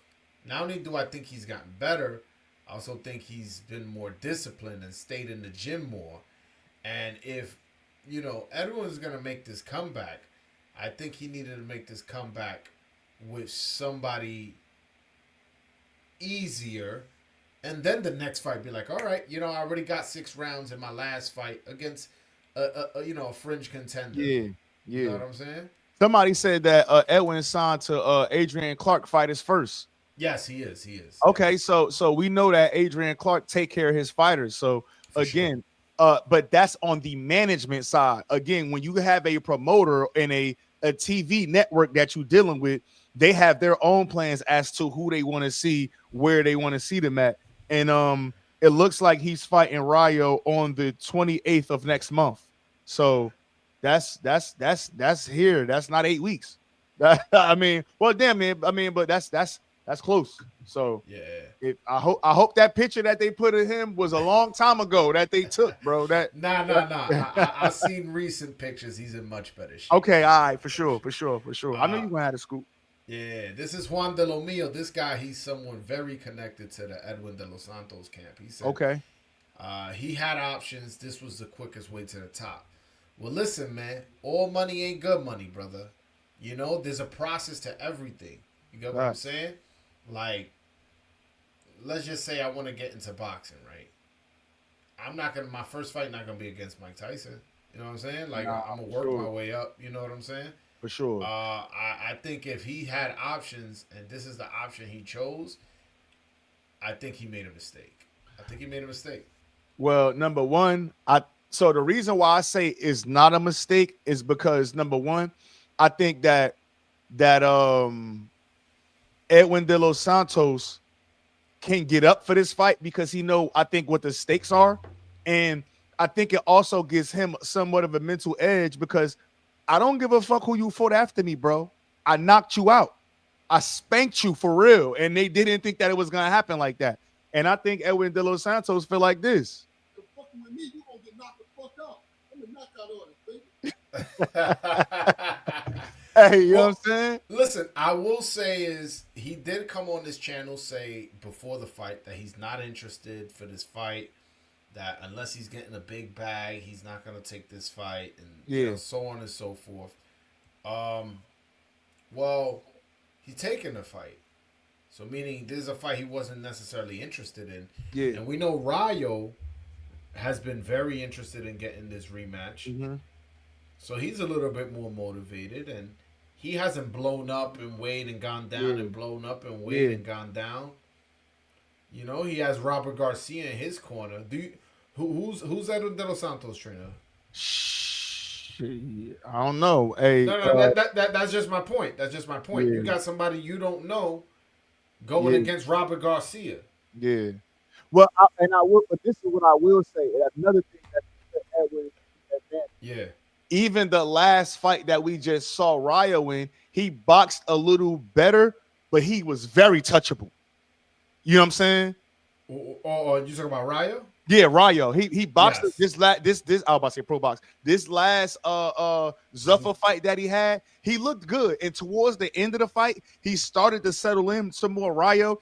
But that motherfucker was very touchable, bro. And we know that Edwin got power. Like I don't again, regardless For of sure. maybe For sure. I don't know how much he's locked in here, but again, power the last thing to go, and he ain't even at the age where it's gonna go yet. You know what I'm saying? Yeah. He's still in them 20. So at the same time, bro, like Ryo is touchable. I think De Los Santos could get it done, but again, it just depends on what kind of shape he come in a fight in. Where is he at mentally? You know what I'm saying? Because you know some guys ain't as motivated as others, or he might be in the wings waiting for another upset, and this might put him back where he feel like he need to be at. Well, listen. I worry about this fight after the 6th round. That's when, we Yeah. seen him when he lost his first fight. It wasn't because William Foster was better than him. It was because he was tired. Word up, And we literally saw a picture of him. That picture was taken in March of him. A good 30 pounds over where he's supposed to be fighting. word. And it's not like he's having a nice 4 or 5 month training camp. Facts. He's gonna have a 8 to 10 week training camp, which is standard for a training camp, but not when you coming in at such high weight. Yeah. I'm not so sure he's gonna have enough time to shake off all the rust to be prepared for, a fight with Ryo. I'm a bit concerned, to be honest, because obviously I'm rooting for Edwin to win. Look Yeah. at the flag behind me. Nah, for Look sure. at the shirt. For Y'all sure, know who for I'm sure, rooting for for, sure. but I'm keeping it real. You know what I'm saying? Nah, I get it. And again, in the last fight, I mean, because I was at the Adorno fight, and he beat Adorno up in the beginning of that fight. But even though he damn near won and I think he did win every single round of that fight. By the time we got that was a 10 rounder. By the time we got to round 6, bro, his activity had dropped down. Now he still was dominating that guy. I don't think it was never a situation where he was in trouble. Now I don't know if his corner just said, "Hey, Cruz, this guy don't want to fight like that," or that's exactly what happened. He okay, said that all right, his trainer told him, "Yo, he's just looking for a crazy counter. We already dominating. Just keep boxing him." You know, I personally would have liked to see him step on the gas a little bit more. yeah, Just literally for social media purposes. Your facts, highlight reel facts, needs to be lit. facts. When somebody who doesn't know you goes, "Who is he?" and you show him a video, yo, see this knockout, see this crazy 5-punch combination. But hey, man, at the end of the day, he got the win, and then right after that, he got the title shot against Shakur. So I'm not. In the long run, it wasn't too bad, but I definitely disagreed in the moment of him telling him to take the gas off the pedal. Nah, word. Off the gas. Yeah. Oh yeah. So we got next, my boy. Yeah. All right. So now switching over, I want to talk about David Morell, who's coming off a big upset loss, and there's a lot of people questioning his team and how they moving him, and I wanted your opinion on that. Man, so let me say this, man. I made a comment the other day. I made a couple comments the other day about Dave Morell. The first comment that I made was I said that Dave Morell hasn't looked good since he left 168. The last time he looked good was fighting at the weight class of 168 pounds. I also made a comment about PBC moving him the wrong way. And again, I'm a hardcore boxing fan. I know that PBC is not a promoter. I know that their Premier Boxing Championship is a show that was on Showtime. Now it's on Amazon Prime and wherever else we could catch it at. I know that. Essentially, I meant his team, and I just was kind of lumping everything together. So for those people that was in my comments, the Fanon boxings and guys like that now you got a smart comment to make because you see what I'm saying. That's to clarify that. Now David Morell is a perfect example of a fighter who showed a lot of promise early on in his career. And he was moved too fast. Point blank, period. He does a lot. I don't want to say a lot of things wrong. Yes, he got good footwork, but this guy, he take a lot of spells where he just not punching. A lot of times where he just waiting for the fight to happen. A lot of little lapses that showed that he should have never been in this position that he was Saturday night or Saturday afternoon in the UK against Zach Shelley. We seen him fight Hot Rod and not look good. Hot Rod came on at the end of that fight and touched Morell up a little bit.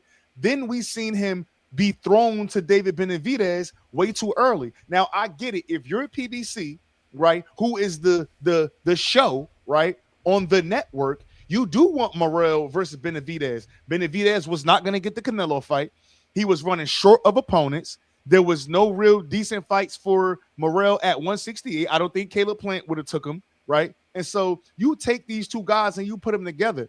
But the fact of the matter is, I don't care how many fights that Dave Morell had with Headgear. I don't care how many times he fought in Cuba. I don't give a fuck about amateur fights that he won, bro. You have to properly develop these fighters. He looked bad in the Hot Rod fight. He got beat up in the Benavidez fight. Now, he did fight back. It did look good for a little bit, but he took a lot of punishment in the Benavidez fight. He comes back against a tough-ass Russian. I forgot the dude's name, but that guy hurt Morell. You know what I'm saying? Katan. Yeah. And I think he popped dirty to that guy.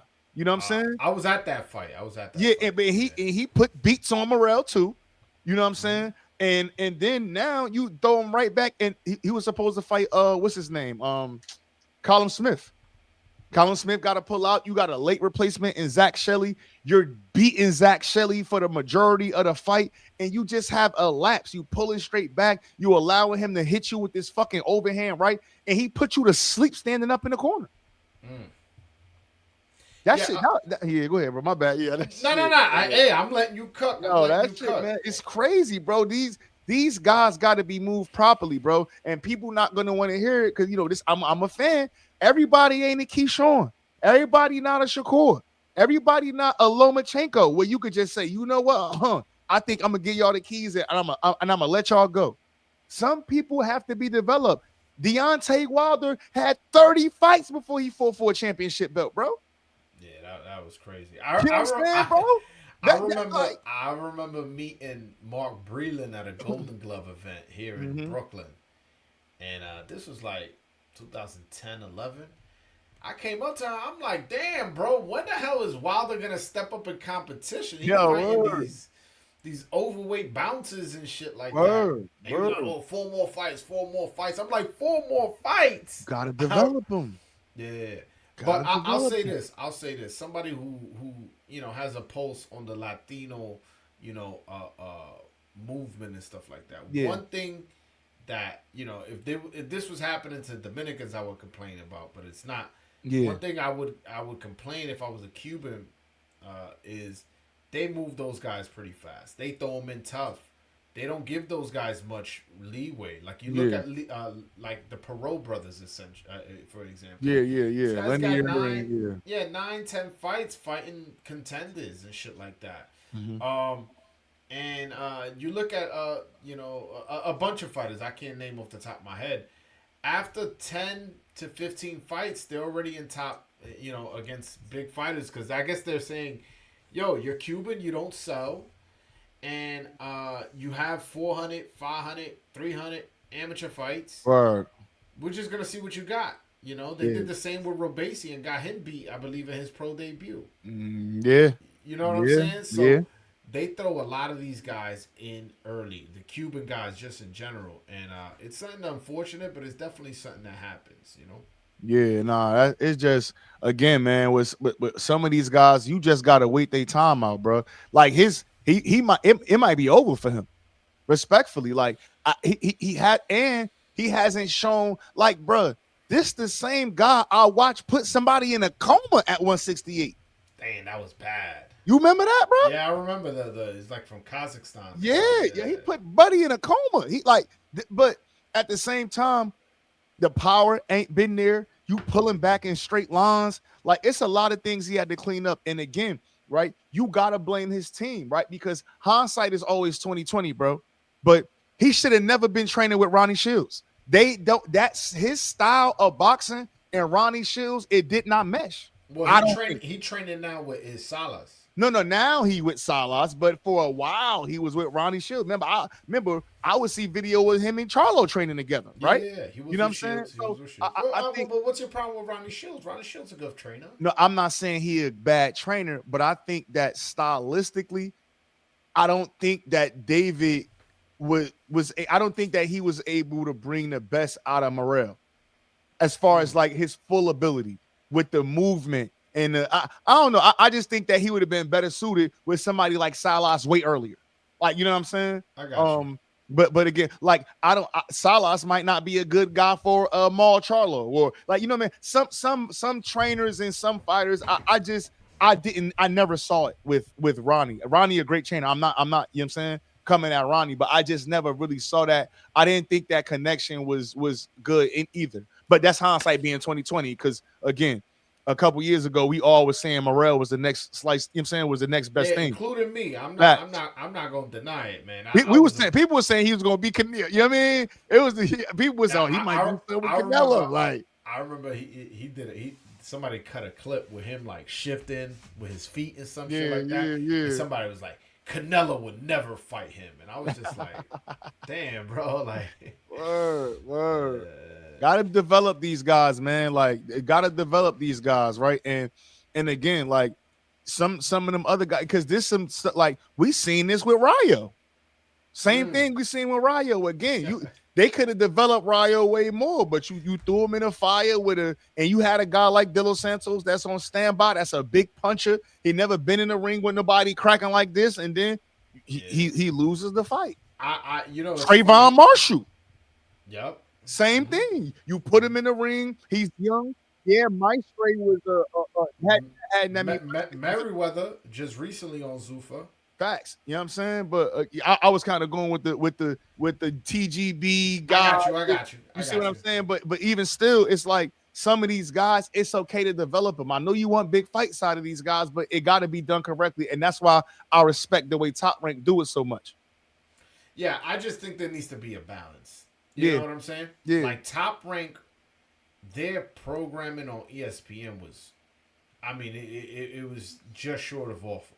Yeah. It was very Yeah. uncompetitive fights. Yep. It was can crushing shows. It was just names. You got Shakur versus Conceição and all types of like main events nobody wanted. You know what I'm saying? They had their moments. They had Lomachenko. They had there was a few fights I can't name off the top of my head that they that we Ramirez, Josh Taylor, Fury Wilder. They had some good fights. But in general, they were producing very uncompetitive fights. So there needs to be a balance between, yeah, we're developing this guy, and let's put him in a competitive fight. You know what I'm saying? Yeah, nah, for sure. Nah, I agree wholeheartedly. Hopefully, Morell able to bounce back. I mean, I don't know. Again, he the pop wasn't there at 75. Zach Shelley just put him to sleep. That's a tough thing to deal with. He took a beating from Benavidez a couple fights ago. Like he needs to. We already here. He already got 2 losses on his resume. Yeah. He need to be stepped all the way back and built correctly by his team, who was looking to. This guy was the king of Minnesota. You know what I'm saying? Yeah, I remember that. You know what I'm saying, bro? He was so entertaining to watch, man. Yeah. Let's hope he can bounce back, because I definitely liked his style, and I definitely saw potential. Yeah. And is his career over in terms of like potentially becoming a world champion? I mean, I don't know.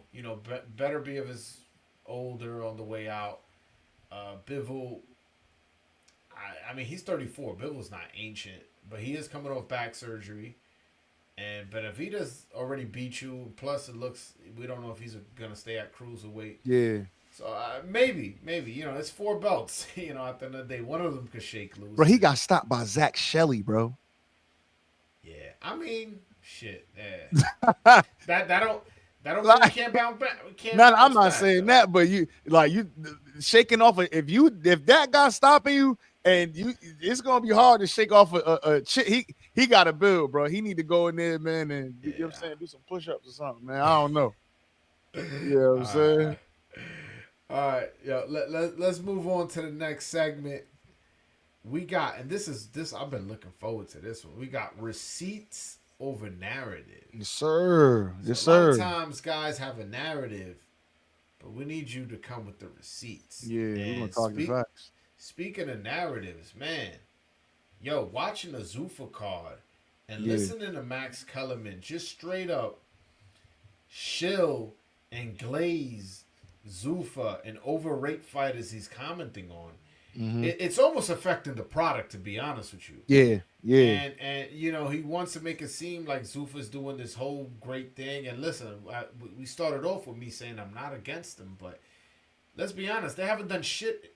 You know what I'm saying? Yeah. And this guy, every single fighter that they put on is the greatest fighter, and wow, that was an amazing fight. And I remember when it was Edwin Garcia and Andres Cortez, he's like, this is 2 high level lightweights, and I'm like, bro, come on, man. Like I have eyes. Like, you get what I'm saying? Word, I know what the fuck I'm watching. Word.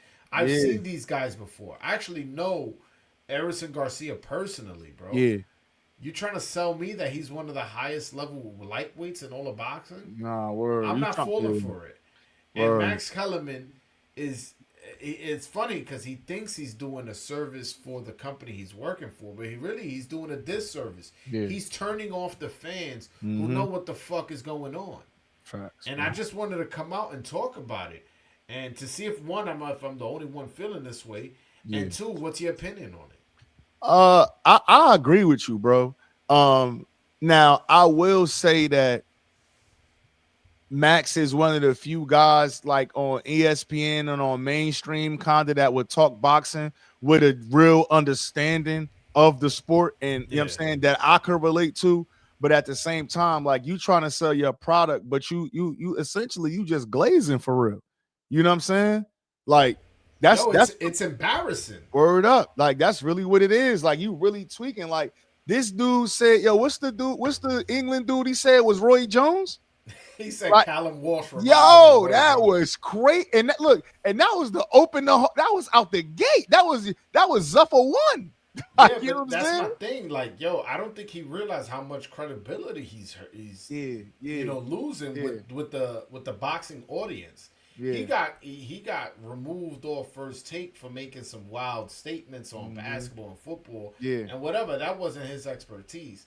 His expertise was always boxing. yeah, So you lost your credibility on ESPN doing that. yeah. You come to boxing, and you're just literally destroying your legacy because you came off as like a really smart guy from HBO who Hmm. used to commentate all those fights to now just someone who is clearly bought and paid for. It's like, damn, bro, like Yeah.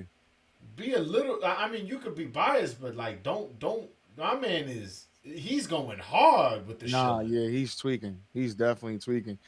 So sometimes like he be reminding me of like the crazy boxing fans that just like love one guy and then they be like, yo, I'm a boxing YouTuber. Like, nah, motherfucker, you are a Tank Davis YouTuber. Like, you know what I'm saying? Like you a Shakur Stevenson only YouTuber. Like, you know what I'm saying? And I don't know. Again, I think there's a space where you can big up your product and also be kind of partial and be fair. You know what I'm saying? Uh, hey, look at that super chat you just got, yo. Yo, shout out Crazy to the work. Nobody 90s who, one of my most loyal watchers. He sent a $2 super chat. He goes, he compared Julian Rodriguez to Cotto. Fucking respectful. Crazy, bro. Like, come Crazy. on. That's what I'm saying. Like, right? It looks like he's gonna be like the main guy at Zuffa. So he's gonna be Yeah, there. Let's say the next 5 to 10 years, yeah, give or take, whatever. yeah. Yo, my man, if you for 5 to 10 years consistently acting like this, yo, bro, you will damage your legacy. Nah, All word. this is like I almost want to tell him like, yo, bro, you know this is on tape. Like you know this isn't you at a back in a bar trying to sell your company. Nah, This word. is you on tape trying to sell it to the audience, and it's insulting to the hardcore fan how they like basically you want to spit in my face and tell me it's raining. Word. What's the it's a Philly fighter and he be saying, yo, that's a bad John. I forgot what that dude name is, He but doing too much. this a bad John, Max. Max tweaking, man. Max gotta calm down, relax, start breathing. You know what Yeah, I'm saying? man. Yeah. Nah. I'm not. Listen, Max, when he was on HBO, when he was on IMAX, he had a show called IMAX. Yeah, Uh, even in the beginning of when he was on First Take, he was doing good work. yeah, But man, like his stock has really yeah, dropped the last year or two, yeah, whatever. yeah. No, I agree with that. I agree with Yeah. that. All right. Word. Well, yeah. All right. Now let's talk about the heavyweight division, a fight that happened Okay. recently. Daniel Dubois coming off a big victory over Fabio Worley. A good fight. Mm-hmm. Uh, yo, after that win, do you think he's the second best heavyweight behind Usyk, or do you think that's a Geek Caballero, a Talma, Joshua, Fury? Like, talk to me. Now, this is look, this is why this right here is a topic that we put right here. Receipts over narrative, right? Now, somebody could say stylistically, I like Atama better than Dubois. Somebody could say, I think that Ajit is better than Dubois, and you will have a case for that. But the facts, right? When you get to the facts, Yeah. right? You get to the facts. Now we're going to start here. I mean, we can start where let's start after the Usyk loss, right? I'm not gonna hold the Usyk loss, the first loss against him too much. For me, maybe not you. It was very controversial to me. Body shot. Some say body shot. Some say low blow. Some say Usyk was faking. Regardless, he got stopped in that fight. But I'll give him a little bit of because it was a lot of. I mean, I remember especially after that fight, a lot of controversy there. Okay, cool, right? After that fight's in August of 2023. Later on in that year, December 2023, he goes on to stop Big Baby Miller. Cool. He took Big Baby Miller O as well. So nobody had beat Big Baby Miller before that, and he stopped him. Remember, at the end of the 10th round on that Riyadh card. I Great. remember. I remember. Next fight, a Riyadh fight again. He stops Philip Hergovic. Philip Hergovic is landing these 1-2s, 1-2s, 1-2s, and he still ended up stopping him. I think 8th round, he stops Philip Hergovic, right? Again, took his O as well, right? Anthony Joshua, right, is his next fight. Joshua coming off fucking laying what's that? Who he laid? He laid somebody flat, bro. I don't know if it was Hellenius or if that was right after the Ngannou fight. One of them two fights. He go in here and smoke Anthony Joshua in 5. Now, mind you, right? Usyk beat Anthony Joshua, but he did it in 24 rounds. This dude took 5 rounds and he got Anthony Joshua out of the paint. Cool, right? In a wild fight. In a wild fight. He comes back. He takes the loss to Usyk again. Again, Usyk 23-24. No, however Usyk is, nobody has defeated Usyk. So I can't take you losing to probably one of the best heavyweights within the last 10, 15 years span. I can't hold that against you real, like, you know what I'm saying? I can't hold that against you to the point where I'm knocking you down that far.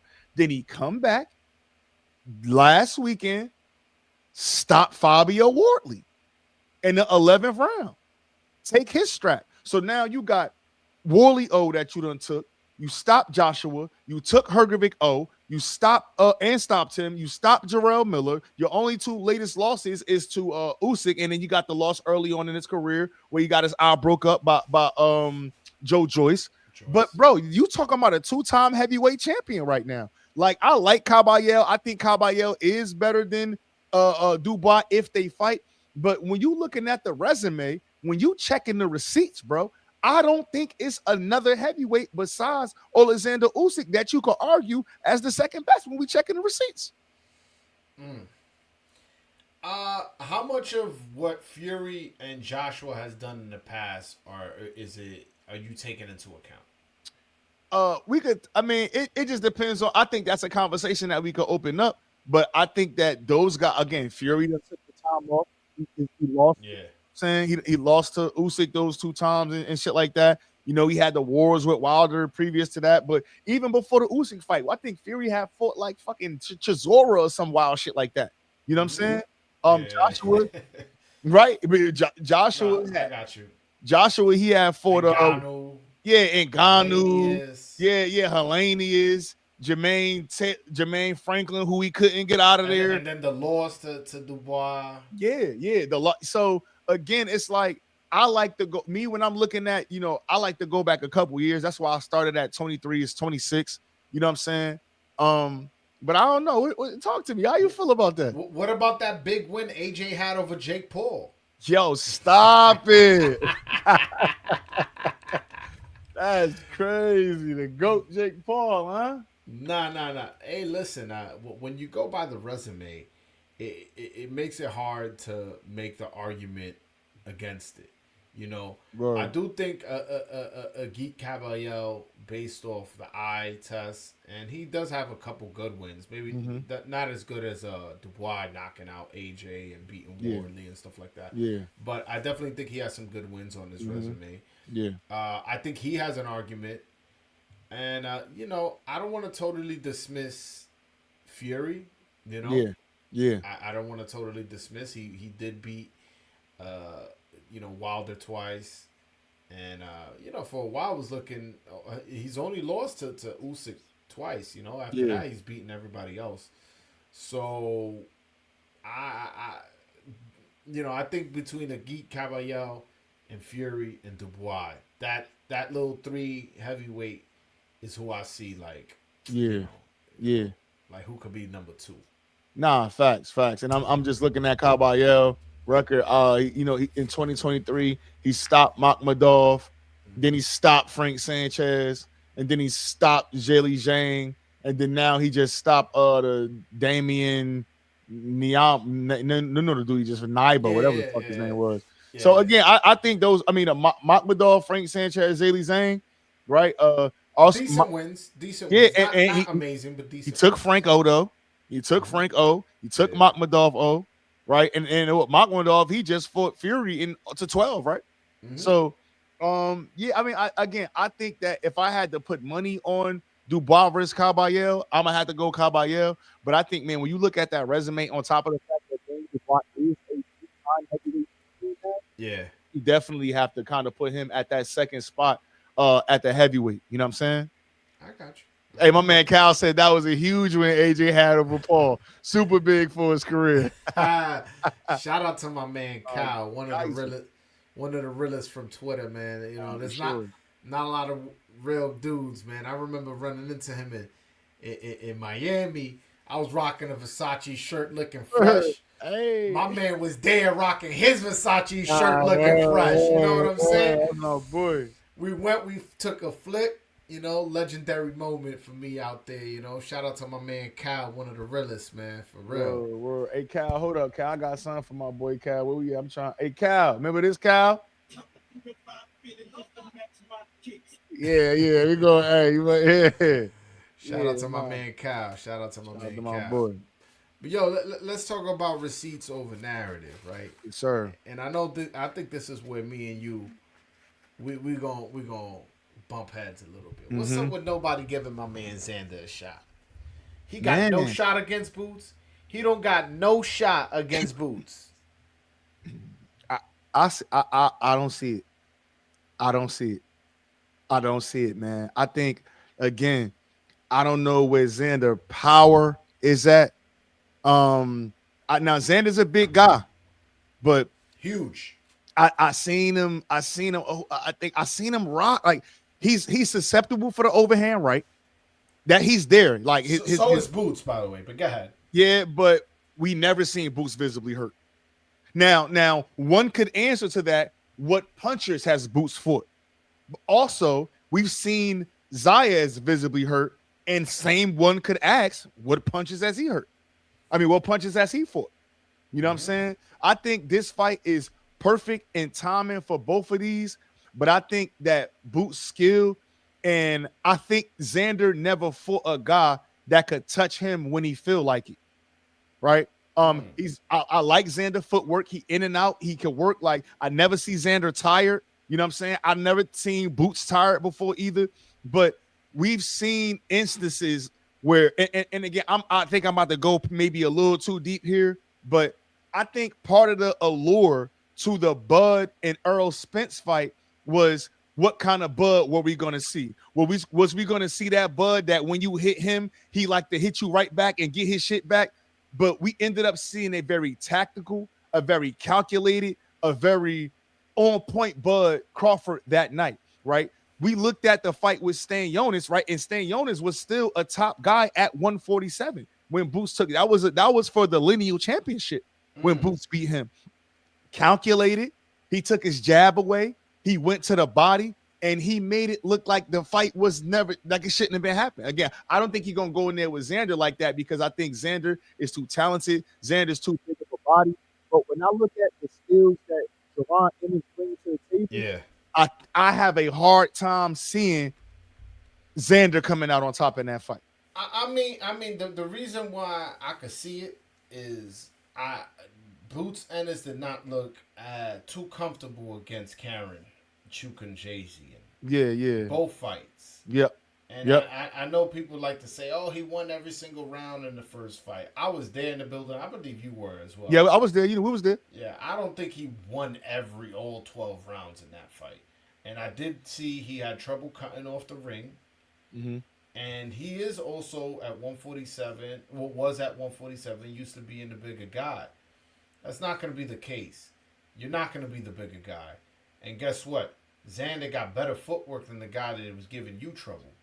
You get what I'm saying? Yeah. And although he's not a big puncher, you moving up and you adding 2 extra ounces to your gloves. You used to punching on smaller guys. Now you punching on a guy bigger than you, which you might not get to because you have trouble cutting off the ring.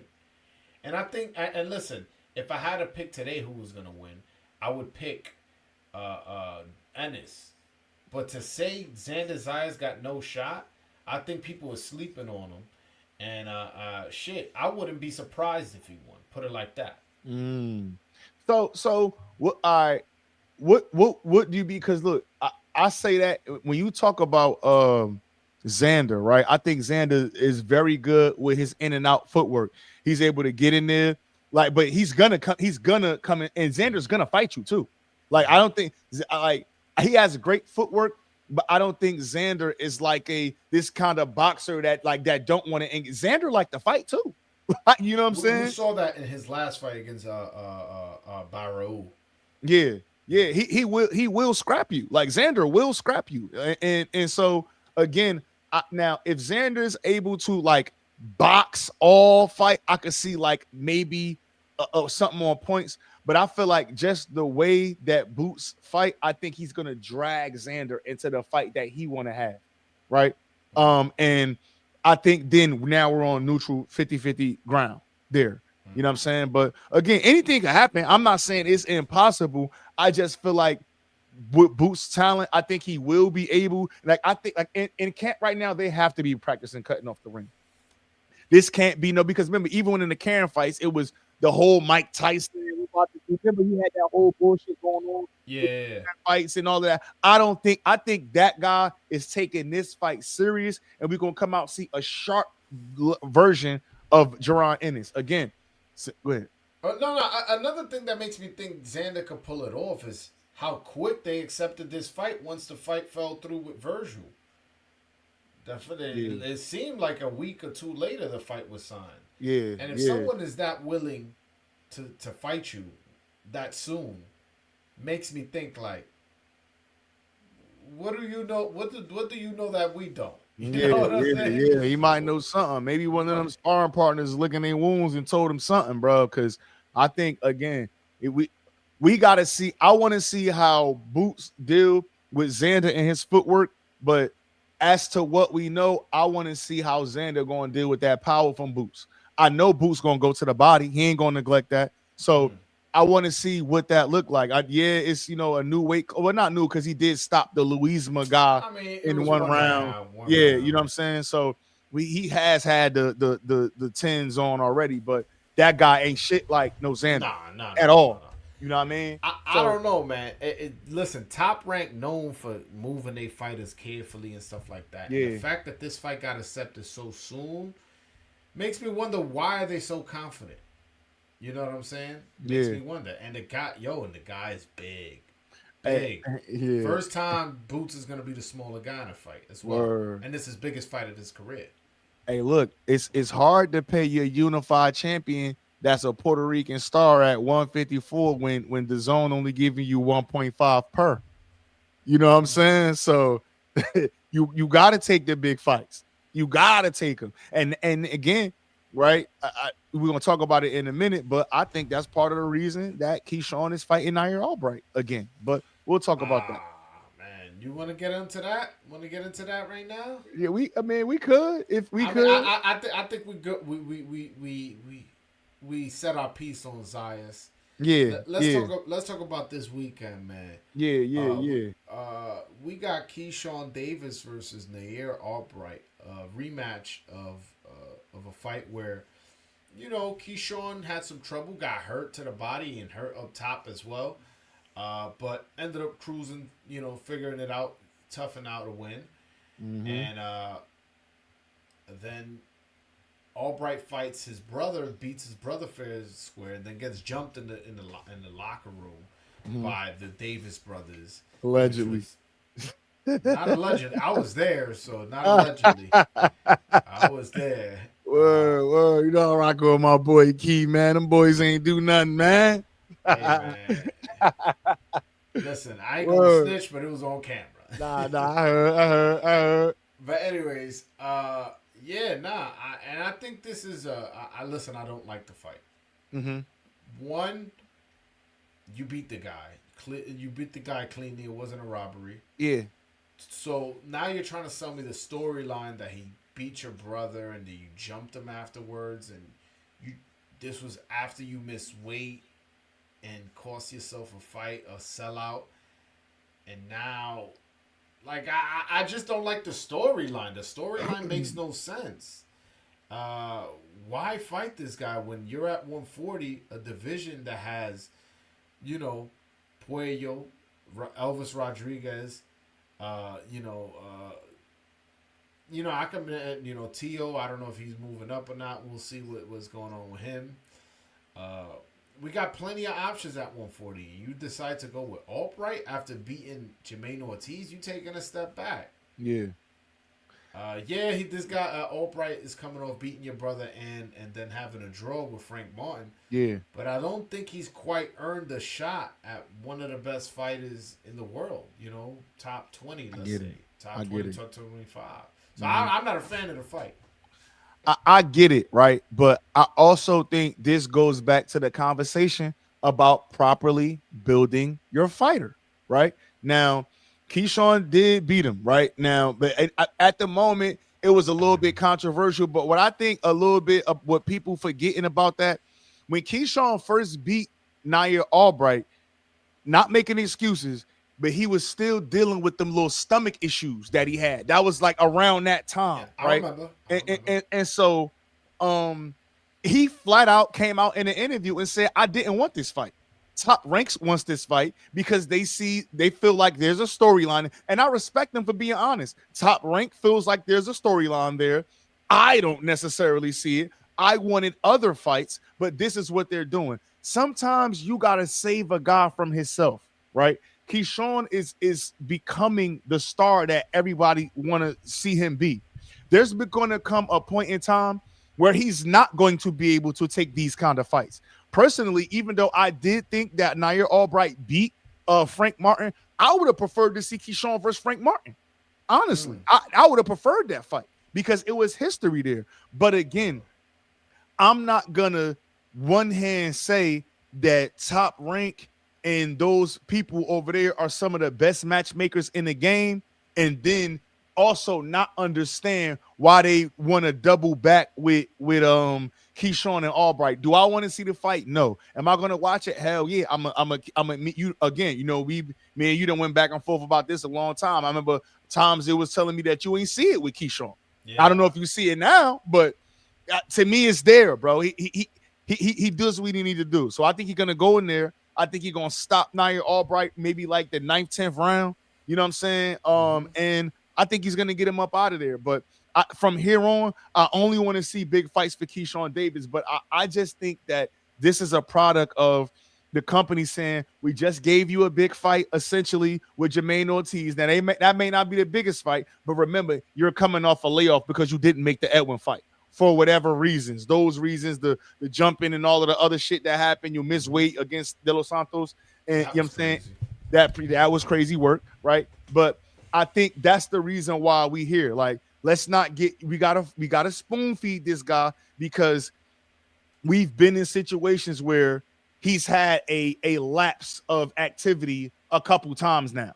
You know what I'm saying? So I think this is a way to spoon feed the guy and say that we're not going to turn around and give you the biggest fight at 140 and then something happened and then now we got to kind of rebuild you back up again. We'll give you that good fight. You're going to have to take this on a house. And then I think by the top of the end of the year, because he fighting Albright this weekend. So by end of the year, he should be probably in a big fight at 140. Maybe a Dalton Smith fight, maybe somebody, or maybe Devin. That's the name he keeps talking about. Dalton Smith might have, I know he just got injured. Oh, he got some player problems. You said some player problems, Subriel Matias, I know he's coming off a loss, but if he could get a win, that's a fight I'd like to see. You got guys like Tito Mercado, who's struggling to get an opportunity. I think that's a good fight. Tio, I don't know what he's doing, if he's going to stay at 40. Yeah. But that's a fight I like. Yeah. You got Lindolfo Delgado, Michelle Rivera, Elvis, Frank Martin, like you mentioned. He could have went, I just mentioned, 5, 6, 7 fighters? That would have been a better option than Albright. Yep. So I'm very disappointed that he went they chose to go this route. And honestly, it looks like the crowd has been disappointed because it's not selling. Nah, it ain't. That's bad. That's nasty work. But hey, again, I like he said, let him tell it. He's saying he doing Top Rank a favor, and not really, but that's what he's saying. That I didn't want this fight, and the fans didn't want this fight either. And I think it's showing in the box office, right? Yeah. But I don't know, bro. Like I said, I think he'll get his just due. He'll get his fight. He'll end up getting his fight. You want to keep talking about the rest of his card? Yeah, man. Let's talk about it. Let's talk Yo, about it. so look, man, you got my fucking favorite Dominican on this card.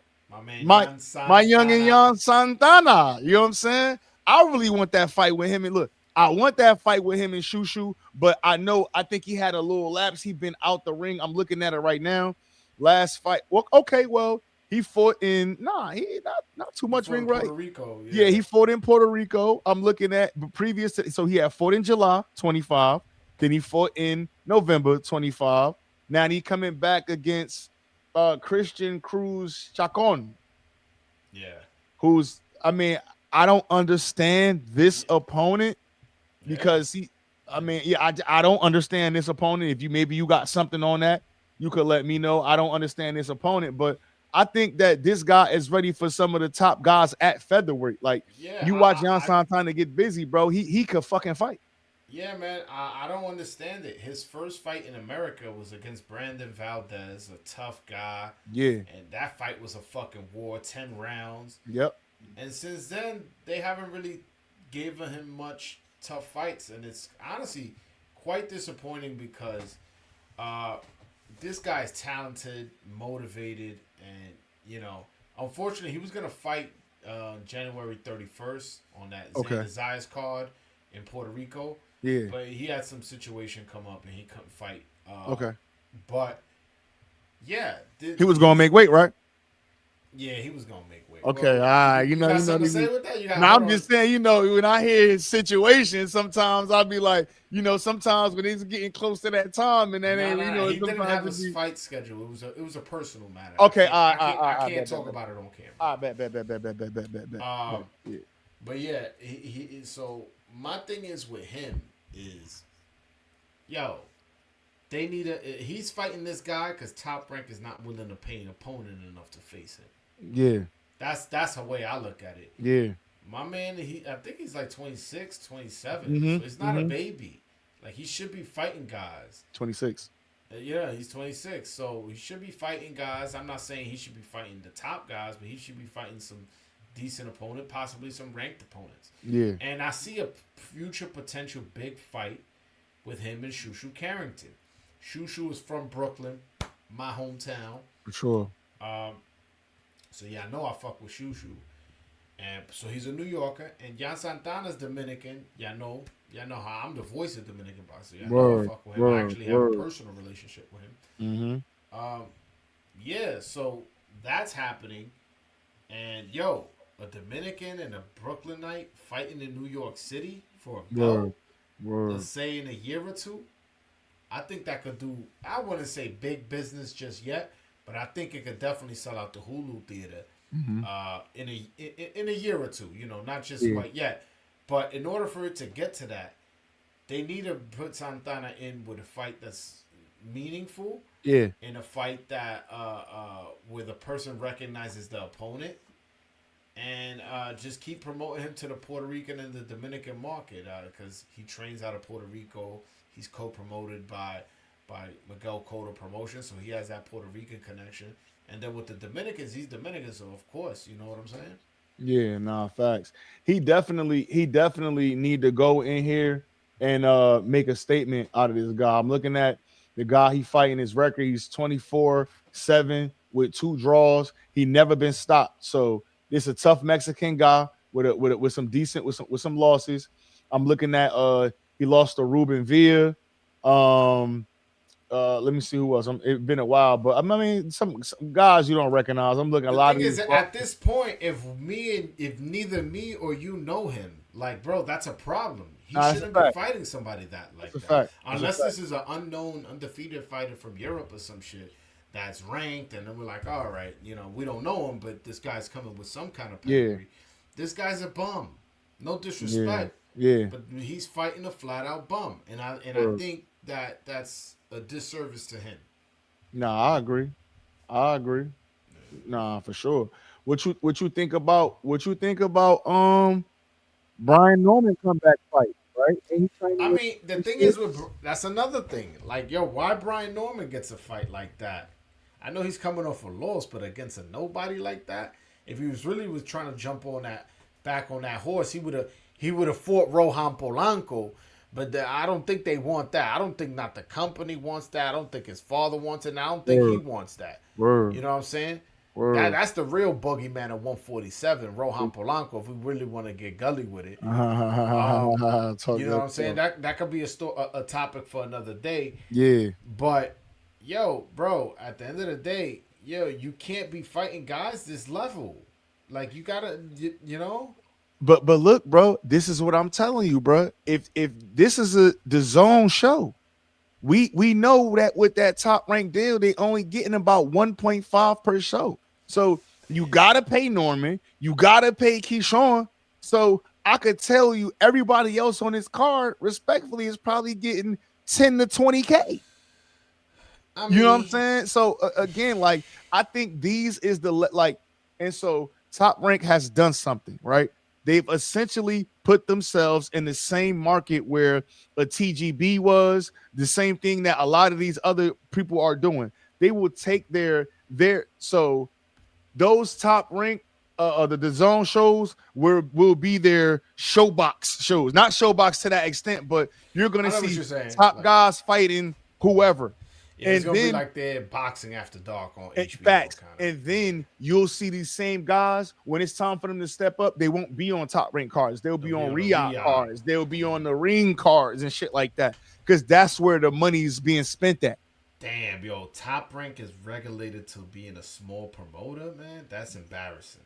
Man, hey, the times is shifting, man. That's true. Eddie went with the money. We laughed at Eddie Hearn. We laughed at him. Everybody thought Yo, they tried to laugh him out of boxing, and you know what I'm he was saying? he was talking about he gonna take over boxing in America, Word, and word. I think that was a lofty goal, and I don't think Yeah, he has done that. yeah, But shit, he certainly has taken a big bite out of the pie. You know what I'm saying? yeah. Facts, You know, facts. Yeah, yeah, so yeah. I gotta respect it. I definitely gotta respect it. Nah, facts, man. And the last fight that's on that joint that I really wanted to talk about, man, Mm-hmm. because again, the reason why we even here is because Albright took a L to Calvin Davis took Kelvin a took the L to Albright. Now you got Kelvin who hasn't fought. Matter of fact, let me go back to that. Kelvin, I'm looking at his resume. He hasn't fought since the Albright fight, which was June of last year, and we're damn near in June of they fighting this week. So you got an 11-month layoff. yeah. He fought Albright at 139. Peter Dobson, Pistol Pete, his last fight was at 154. Mm. So I don't know. Well, Well, he what came weight in. class is this fight gonna be in? That's what I'm saying. It got to be somewhere close.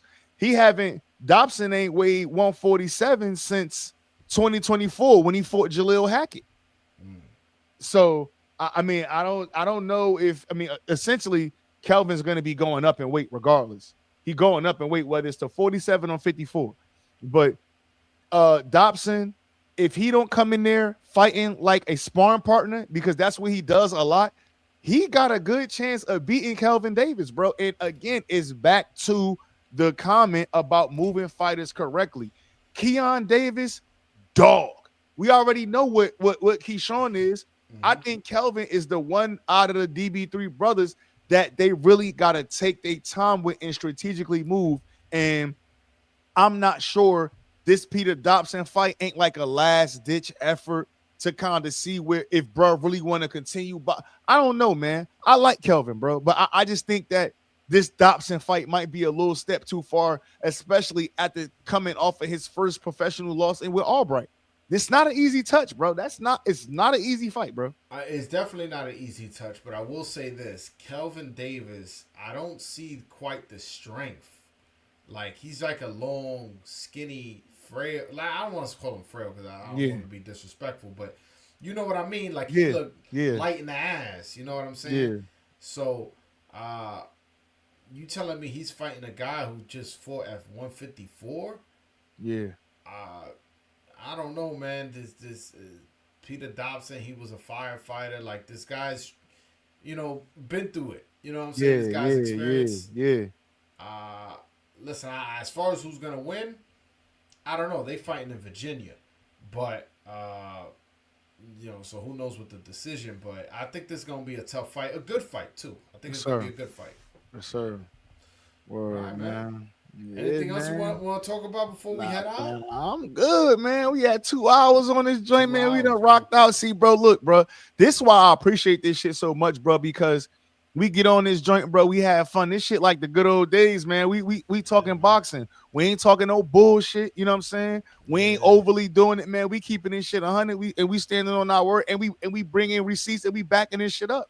Yeah. Anything I say, I'm gonna stand on it. Y'all know, they know me. You know what I'm saying? So this yo, to anybody that's watching us and watching what we doing, bro. My goal, I'm not a clickbait guy. If you don't, Yeah. I'm Mm-hmm. not a somebody that's looking for some type of clout off boxing, bro. I'm trying to bring that feeling back. Pause. You know what I'm saying? I'm trying to bring that conversation feel back to the sport, bro. That's what I'm doing it for, bro. So Yeah, yeah, man, and I'm glad you segue and said that because I remember I had an interaction the other day, not the other day, it was like a couple months ago with some dude on Twitter, uh, where I'm glad the fight with Virgil and Boots didn't happen. We have to wait for that fight to get bigger and this and that, and it's like, yo, first of all, we've been waiting for this fight since 147. I Now was they're born. at 154, and two. Yo, my man, why do you give a fuck how much money they're gonna make? Word, Yo, boom, bro. That shit be crazy to me, yo, bro. and not only that, didn't we learn the lesson with literally the fucking you got the poster right behind you. We ain't learned the lesson with Spencer Crawford. We ain't learned the lesson with Pacquiao and Mayweather. We ain't learned the lesson with Gamboa and Uriokas with and Juanma. We ain't learned the lesson Word, with Wilder and Joshua. When are we gonna word. learn our lesson and go, yo, Nah, for sometimes these real, fights gotta bro. happen now. Nah, Yeah, that's a fact. maybe in 3 4 years the fight could be worth more, but it may not be a fight. A bird in the hand is worth more than two in the bush. Word, So word. it's like I that's one thing I like about these conversations. It's Yeah, about boxing. A yeah, lot of people fact. like to get too focused on what this guy, who's the A side, and Yeah, word, word, this word, that he should word. get this purse split. Nah, we break it Yeah, down. Who's number one pound for pound? yeah. Is he still the best? Our opinion on trainers, our opinion on promoters, on whatever. We doing I that. know We what as it's opposed more to pocket watching and doing all types of weirdo shit. crazy, man. Arguing on the internet like if you getting a check. You know what I'm saying? Yeah, yeah, yeah, yeah. Yeah, man. Dudes be going out bad, man. Going out bad on the internet. And I'm like, yo, it's alright to support your fighters because I support my fighters. You know what I'm saying? Yeah. But there's a fine line between dick riding and supporting, man. Make Nah, sure that's a you're on the fact. right side of that line. Nah, that's a fact, bro. Word, man. Yo, but where can people find you, man? So shout out your Man, socials, your YouTube channel. Shout out, man. hey man, A-Side Boxing Talk on YouTube, man. Truth Over Narrative on X, bro. You know what I'm saying? I ain't hard to find, bro. And I'll be at these fights too. You know what I'm Facts, saying? So facts. if you know, look, I ain't trying to be funny or nothing, Nah, but nah. Let's not do that. Let's yeah, not do nah, that. Let's. I'm just saying, bro, because a lot of these dudes that get on this internet, bro, they're not touchable. You know what I'm saying? So motherfucker gonna comment, he gonna say some wild shit, but you're never gonna see him in public, bro. You're gonna see me in public. You know what I'm saying? I'm gonna Yeah. pop out. I'm gonna come support my favorite fighters. I'm going to these shows. I'm gonna be in the mix, bro. So you know what I mean? This shit 3D. You know what I mean? Yeah, man. So you know, Listen, man. We ain't get too controversial or nah. disrespectful. I don't think you have to worry about that. Nah. So hold on. This is my guy Xavier. He says fire show. I think it would be idea that at the end you guys open up the panel to the fans, ask questions Well, or give our opinion. yeah, You got a minute? good It time. is. It is a little late. It is a Yeah, little yeah. late. We could throw that in next week though. We could throw that in. Next, Yeah, yeah. next week we gonna try to do this. Yo, next week we gonna do it on Truth's channel. Sir. You know what I'm saying? Clips of this live will be posted as well. But Bro, next week we'll do the live on his channel. bro. And yeah, man, we about to get this popping. We gonna get these bullshit ass narratives that other people got and agendas straightened out. You know what I'm saying? And it's gonna Mm-hmm. be two real motherfuckers who've been at this for a while, go to fights, know Word, people, have word, insights, have word. interviewed, pretty much every boxer. You know what I'm Mm-hmm. saying, between the both Facts, of us. facts. So these looking at two guys who love the sport of boxing, Yeah, and definitely bring something to the table. But next week we got you, bro. We'll sir. open up the panel for the fans. Sir, man. Pain and paydays, man. Tap in with us, man. Yeah, Pain and Paydays, episode 1. Hopefully y'all enjoyed it. Hopefully y'all hit that like button, For man. sure, Retweeted man. it, reposted it, left a comment after the stream ended. Hopefully y'all did Yeah. all that, man. Nah, what is Follow me doing? on Instagram, on Twitter. Hit the like button, subscribe, do all that good stuff. Until next time, guys. Be out, man. ASAP. Peace.